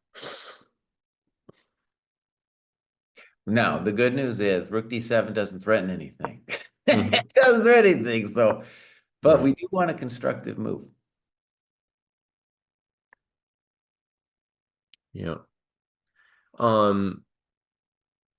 So maybe rook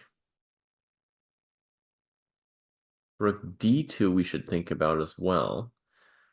And there we need to check c5.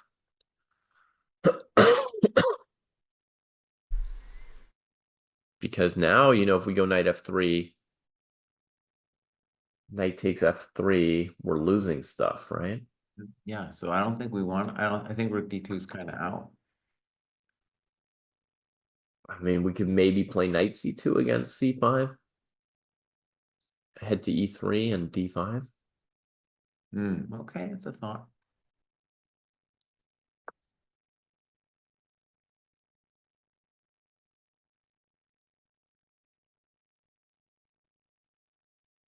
Good. Let's call that a maximalist. Ooh, you know what's a bummer about that, David? Mm-hmm. Oh, no, maybe it doesn't work. Sorry. I thought I had a dirty trick. Oh, you're thinking of like rook d2, knight f3, right? Let's look at that. Rook d2, king d2, knight f3.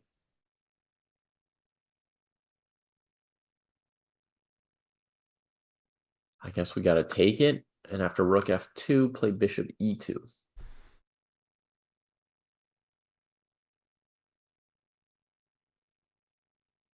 Now, one thing we should say is this line with c5 is a big concession, like a positional concession. If we can get him, if it goes rook d2, c5, then our knight and our light square bishop all of a sudden have a lot more squares. Mm-hmm. So that could be part of the rationalization with this rook d2 move.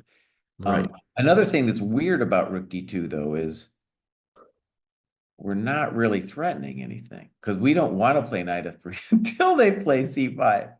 So Mm-hmm. like if we played rook d2, what would our next move be?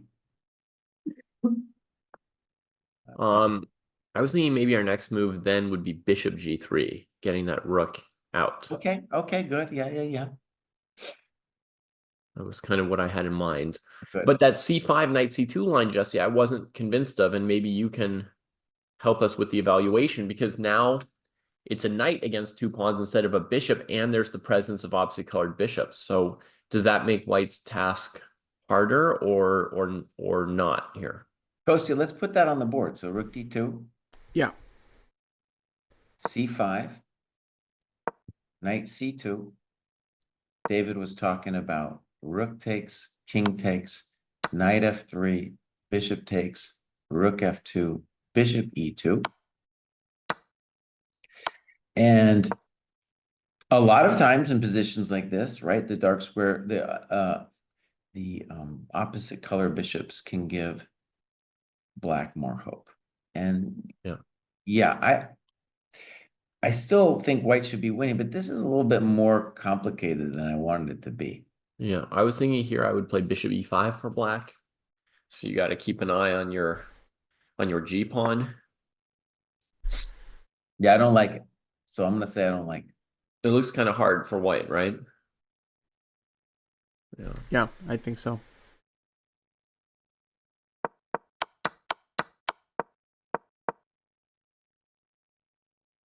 This B3 move, I'm beginning to have some regrets, dude. Yeah.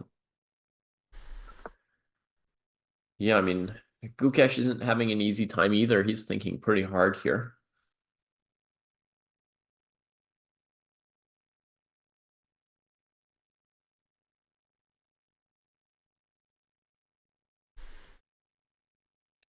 The good news is black isn't really doing anything yet, right? So how about this looks a little weird, but how about I just play bishop e3? Like, what are you gonna do to me? Sure. Simple little move. Do you have a plan against knight g4? I was still gonna play the knight f3 thing. You'd probably play knight f3 and then keep your bishop pair, right? Well, you could play knight takes e3 there, but I am getting rid of your Mr. Knight. Mm-hmm.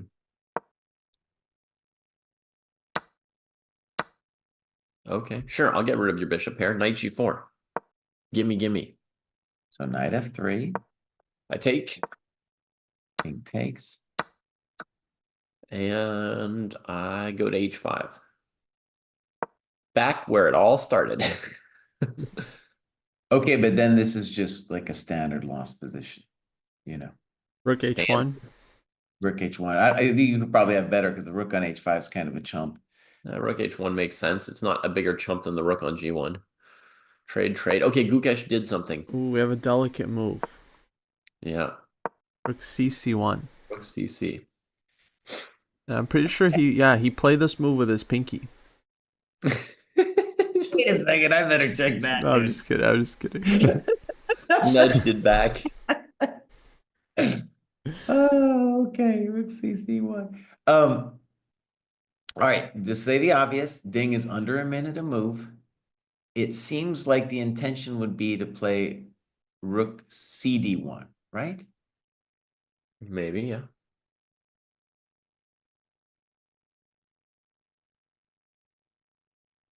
That's a nice calm move.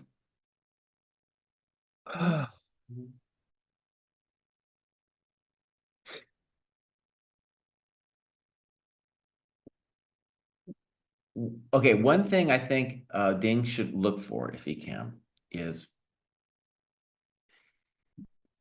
Salvation. salvation. That if he can win our dark square bishop, Yeah.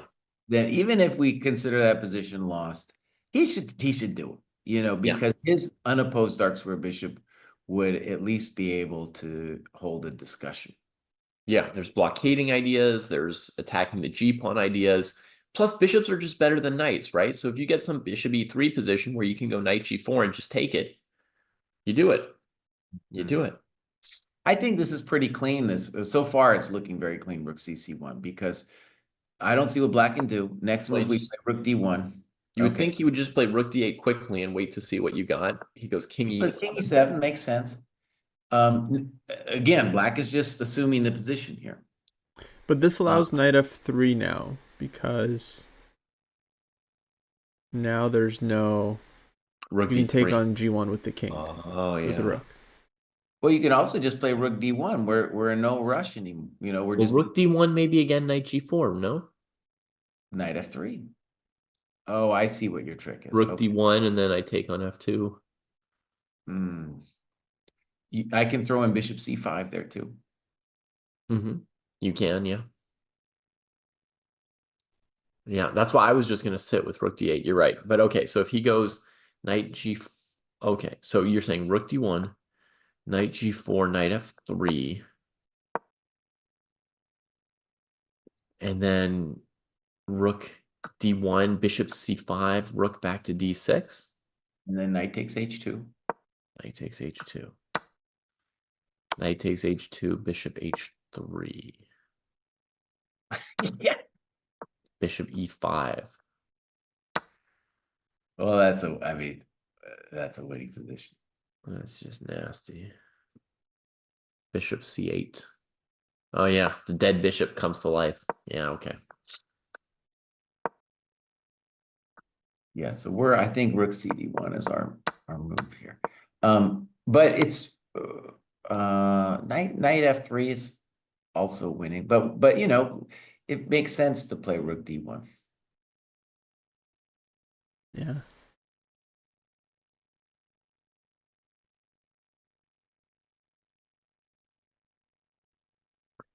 Okay, and the simple knight f3 here without rook d1? What's happening there? Right, I thought this is better, because if knight f3, we can take with the bishop. Then rook f2 is not working as well. Because we go king f2, check, check, check, boom, boom. King comes to e2, keeps the black rook out. We got, 2 pawns for the bishop, not enough.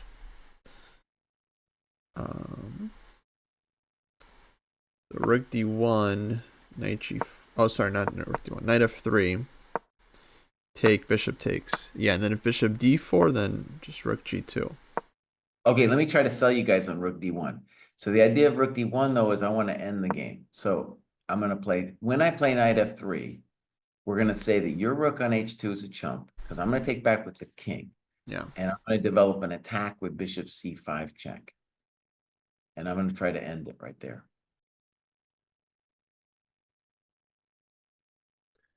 I mean, an attack. The black king can just go to e6. And then I'm going to have rook d6. Oh, you've already traded a rook. Okay, gotcha. Because see, that's the problem is we can claim that the rook Mhm. on h2 is offsides.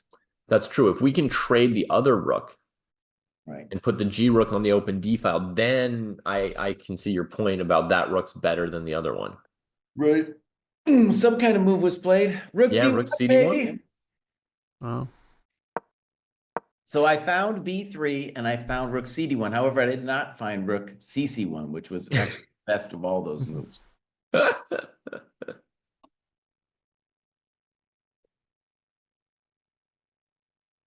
I think too, it's a when I do the grad show, we're talking about the standard players. I definitely want them to just play knight f3. But when you play somebody like this, they're gonna really try to end it. They're not gonna just be consolidating. They're gonna be like, nope, it's not just trading for trading. We're gonna end this game. Yeah. Have you ever tried converting positions like this against a computer, Jesse? Not this one. Or the one I did recently that was really interesting is I did queen versus rook and pawn fortresses against the computer. Yeah. I've drilled some more practical stuff, you know what I mean? Like less theoretical, more, whatever. There's still stuff on the board with computers, and it's really, really hard. It's really, really hard. And I think what you see here is partly that precision and that level of doing it to a high standard instead of just making do. Mhm, mhm.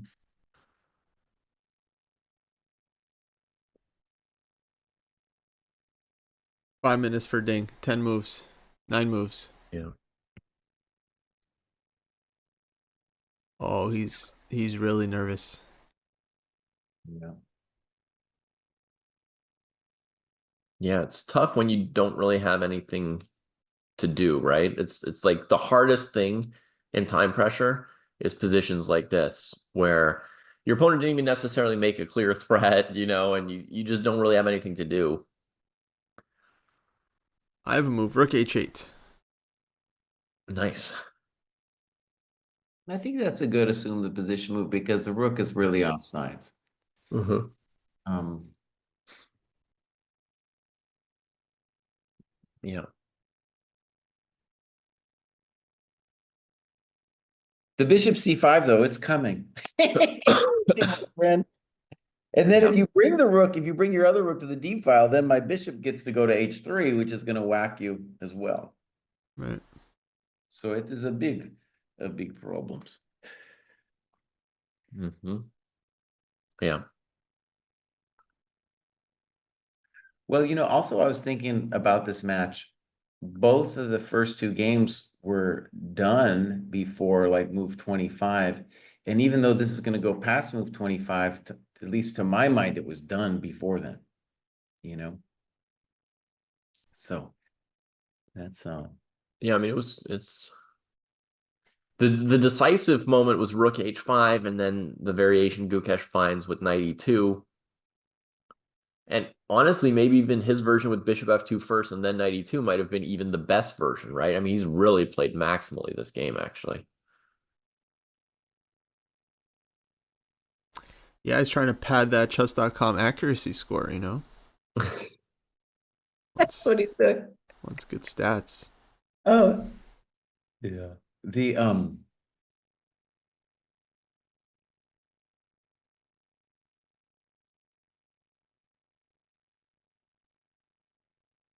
Also, we made the prediction, or I'll just give myself the credit that that Gukesh was gonna play a different opening almost every game, Mm-hmm.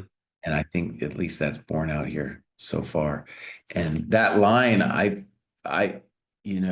don't, I believe in black, in that position. I think black should be fine, Mm-hmm. but that was a line that definitely like it's like one of these classic win the battle of the opening situations where you know it better than your opponent. Mm-hmm. And then, Ding thinks for 33 minutes on knight d7. Yeah. Yeah. Hmm. And he Ooh, played king e8. confidently. I wonder if he'll play any differently in the next games after sort of missing something with Rook H5 and getting in trouble. I'll tell So far, you he's that's not confident, David. King E8. That's not a move that's confident, buddy. I Now, mean, he just had to put something on the board, right? Just sit Mm. there. It is avoiding the nasty bishop C5 that was looming. Mm-hmm. It also points to the fact of what I said earlier is when you are in time pressure, it's going to be harder to play. Yeah. Any interest, Jesse, in playing B4 and knight B3?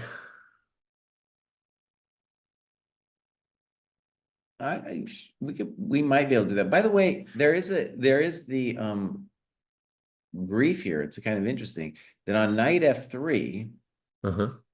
dude can play rook takes D1.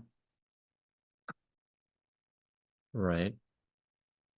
And one of the things that king E8 does is there's no bishop C5 check. Right. So I think knight F3 right now would be a mistake. Yeah, it looks blunderous on But him. wait, knight f3, rook d1, knight h2. Okay. But then what he could at least claim is that that knight is funky. And I would have probably rook D3. Rook d3. I thought I had. Oh, okay. There's no knight f3. Yeah. Yeah. Fair enough. Okay. Yeah. Well, he's definitely not playing it now. Now that knight f3 is like complicated, so he's gonna prep it some more. I mean, bishop G3 is of course an obvious move. Yeah.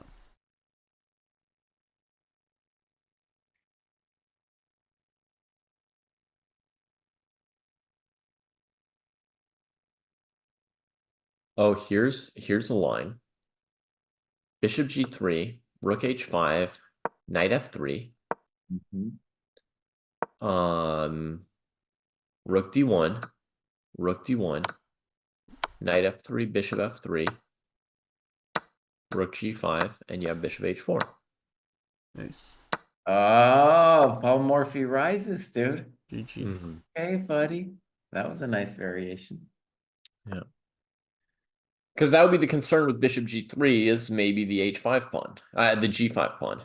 Yeah, and let's just say the obvious. On bishop G3, rook H5, if you don't want to be a genius, you just play bishop F4. You just don't have to be too much of a genius. Yeah. Well, but then have you made any No, progress David, I want to say it. after Rook H4? That was a fun deal. But actually, David, I'm not. I'm still.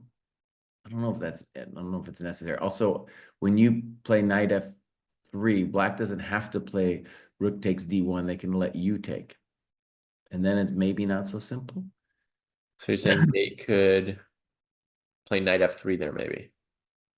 Yeah.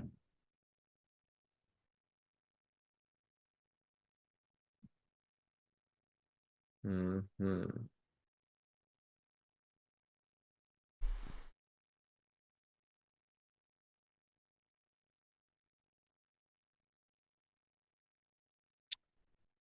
Right. Okay, guys, I'm gonna stay till move 40, and then I'm out. Yeah. Okay. Bishop, Bishop I think F3. also David, just but bishop G3, rook H5, bishop F4. It looks pretty good. It looks pretty good.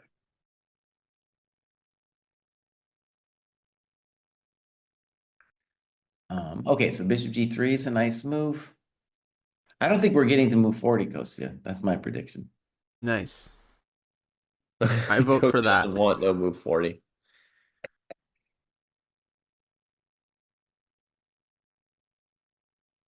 Nice. Come Not on, so easy Gukesh. here. Papa wants to sleep. Huh.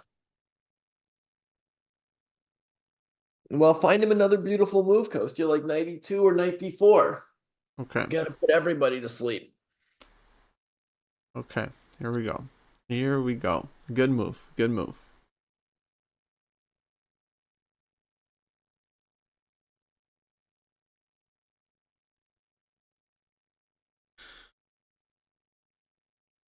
were we looking at bishop e3 here? We looked at bishop g3. G4. And then rook h5, and Jesse wanted to play the simple bishop f4. And then there's rook h4 from black. Oh, we've got a move. Bishop g3, rook h5 is happening. Oh yeah, I remembered what I wanted to do here. Bishop takes e5 and knight f3. We were just going to offer the bishop to try and take the d file, huh? Offer the bishop for the d file. Okay, let's say black plays bishop f4 then, Kostya. Then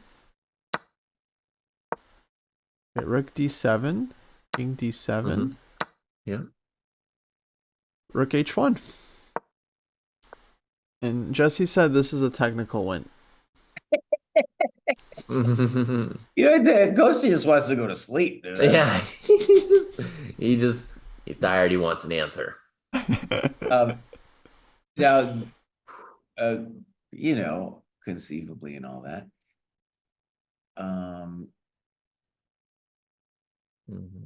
This one, okay, what we should say is I do think that's technically a win, but I think if we were going to give, if there's going to be a hope for Ding, it would be in this kind of opposite color bishop where you just have, it's a little bit harder for white to organize their business. Is it winning though? Yeah, it's winning. It's winning. I'm not even 100% sure. Well, I'll be sure. Okay, but yeah, he'll find something better than that. So we have David's knight f3, and we have the basic bishop f4. Let's try David's knight f3 again. So knight f3, and I was thinking, what about knight takes, bishop takes, and then rook takes? Yeah, and I tried this. I tried out a variation or two on my own here. And I could not find anything convincing in this line, unfortunately, to make up for this pawn. I wanted a mating attack, right? So I wanted rook d7, king d7, rook d1, king c8, bishop h4, and then I played rook b5 when I was playing against myself. Yeah. What was it? Rook takes g5 for black in the position you've got. And then white does the trade and brings the rook to d1. And the square that seemed safest to me was c8. None of them are super safe, but that's what I picked. And then after bishop h4, I played rook b5. And I'm able to answer bishop g4 with f5 as black. So here I couldn't see... knight f3 was played. Yeah. What takes? King takes. King takes. Ooh, he's gonna bishop h3 him. Okay. He's looking for a kill. Okay, so we know that rook d1, rook g5 fails to bishop h4. That was David's nice trick. And then we're saying on rook g5. This is what's also cool about this is Ding has to think about it. Yeah, he's playing for mate. Playing against the clock. Oh, because bishop d4. d4. Wow. Goodness gracious. Ooh, he's got a minute here. 6 moves. Bishop d4. Oh, he's trying to mix it up.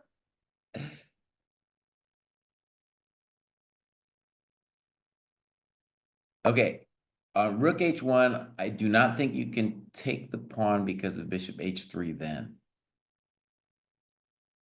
Oh, rook h1 played. Yeah. Oh, Gukesh playing fast. Can we just say that this is hectic and we would not be confident to find this stuff ourselves? No, it's not that hectic. I mean, what he did was he calculated that this was winning, and it's winning because he's up a piece. He's got to untangle and sack the third pawn here and have calculated that it works. Well, I think yeah, rook g5 looks like it's not going to work. But he had to calculate that. That's not easy. Okay, boss. 20 seconds for Ding. If that's I know, accurate, 20 seconds. Oh it's no, getting hard to play these he's moves flagging in this. time. He's flagging this. Ding. Move. Yeah. Move. Move, buddy. Okay, he took and bishop h3. Oh, the chess.com clock might be a little bit fast. And f5. Oh boy. I mean, I'm watching him on the live broadcast. It looks like he went down to about 10 seconds on this move. Yeah, no, he had 8 seconds when he took on g5. Oh wait, he didn't write his move down. Oh right, he doesn't have to because it's increment. I think he's just losing on time. I'm like watching. He's got like 5 seconds to play. Well, that's it. Moves. It's game over. Looks like he flagged on rook h5. Oh, he knocked over a piece and lost on time. Oh no. Did he really? No, I'm watching too. Oh no. God. Oh, there's That's it. Wow. Kostya, were you guys watching something where they're clapping or something? No clapping. And did White have bishop takes f5 in the final position? Looks like. As far as what was going on here? Like, was White winning with bishop Looks f5? like bishop f5 at the end. Yeah, I mean, nothing else. Yeah, bishop f5. Boom, crush. So he was, yeah, he didn't win by flagging the guy. And I think it's a good lesson for everyone out there who's always asking us, oh, well, my opponent was in time trouble, so I, played some tactic that didn't work, and then I lost, Like, look how Gukesh played it. He was very calm. He didn't particularly try and flag the guy. And in the end, he flagged him and won on the board. Yeah, buddy. All right. Wow. Wow, what a game. What a finish. Dang. Yeah, I mean, basically Black's position is busted. Also, I would say it's not it's not surprising to flag in a lost position. It's pretty normal actually. Okay, people in our chat are saying Ding did not flag. I mean, I couldn't see his clock, but it looked like he just knocked over a piece and maybe he just resigned himself after rook h5? Like he just ran out of time or something, no? I mean, bishop f5 wasn't played, right? Or no. Yeah, it looked like he flagged to me. I mean, no, from the video, he played rook h5, he knocked over the g pawn, and then he resigned. So either he had already flagged or he resigned after knocking over his pawn. Yeah. But it seems like he flagged. Yeah, to me it looked like a flag. Like his time was down and that's why he stopped playing there. Yeah. Also, I mean, you never resign in a position like this. At least I never have, right? Like when you're at move 38, 39, you don't have time to decide whether or not you resign. Right. Well, after bishop f5, you have. But bishop f5 didn't even get played. You know what I mean? Like your opponent has to like capture your queen or say like a surprise check or something. And maybe sometimes you resign, but mostly you just like smash out some moves. Yeah. Oh, it was a great game, man. Wow. I mean, h5 was maybe a blunder, but that was a great game. Fantastic game. Last I updated my eval, I had it at plus 1.5.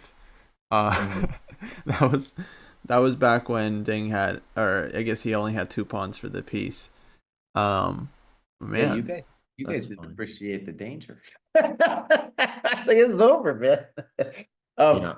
Did you mention, Kostya, our Black Friday World Championship sale, buddy? Did you mention it?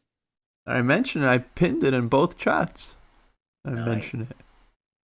500 people on YouTube. Folks, I wanted to say though, ChessBase India has 135,000 people watching, and obviously we're not going to get to that number, but we had something like 90 likes on our stream. We're up to 104 likes on our stream. It'd be cool if we got like a few more.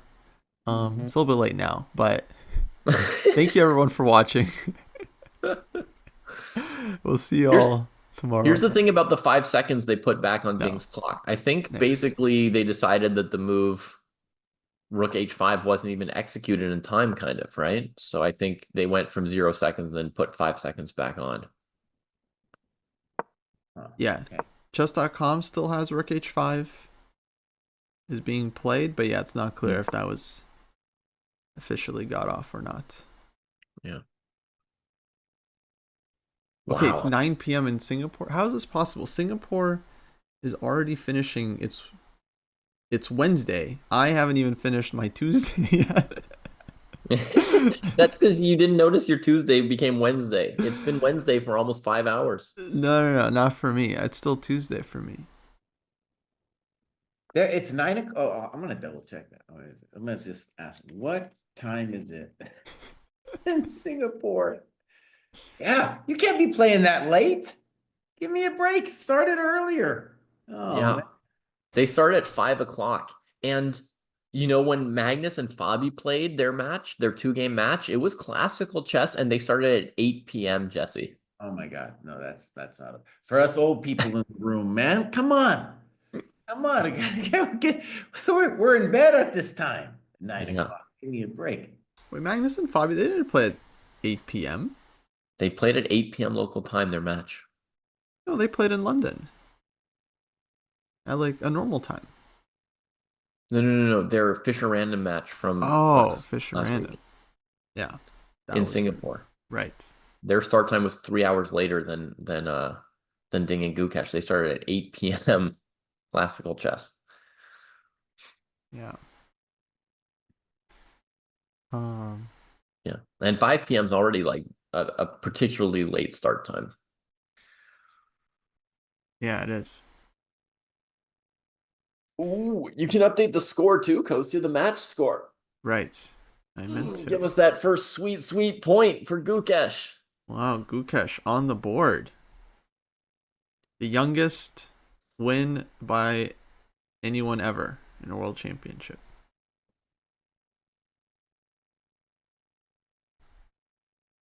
Yeah. Oh, beautiful stuff. Beautiful stuff. Kostya and I are gonna go get a little bit of sleep now, I think. Yeah. Mm-hmm. We're gonna sleep it up. Folks, actually no stream tomorrow. First rest day tomorrow, I think. Yeah. So I'm sorry, you'll have to find something else to do. Yeah. Thanksgiving for us. Maybe record a podcast if we're all awake at the same time. Yeah, we'll see. But yeah, thanks for watching. We'll end it there. Send the raid. Folks, check out the site, ChessDojo.club. Yeah, Join this the training code, program. we got WC24. Get in 20% off. Holy moly. Yeah. 20% off, guys. Yeah, we'll be back Friday. It'll be, this last couple of days, it's been like a drug to get up this early. It's been pretty cool. It's been a total, shift. Only for you, Jesse. Only for you. But like it'll the day off will be kind of like feel like a drug has been missing from my life. I am looking forward to the next game, but maybe a night of normal sleep will be good too. Yeah. And I'll put up a recap vid coming. It'll be out probably, hopefully, let's call it within the hour. We got a team behind us. We'll get that thing up in the hour. Yeah. Cool. Hikaru, he's already recording.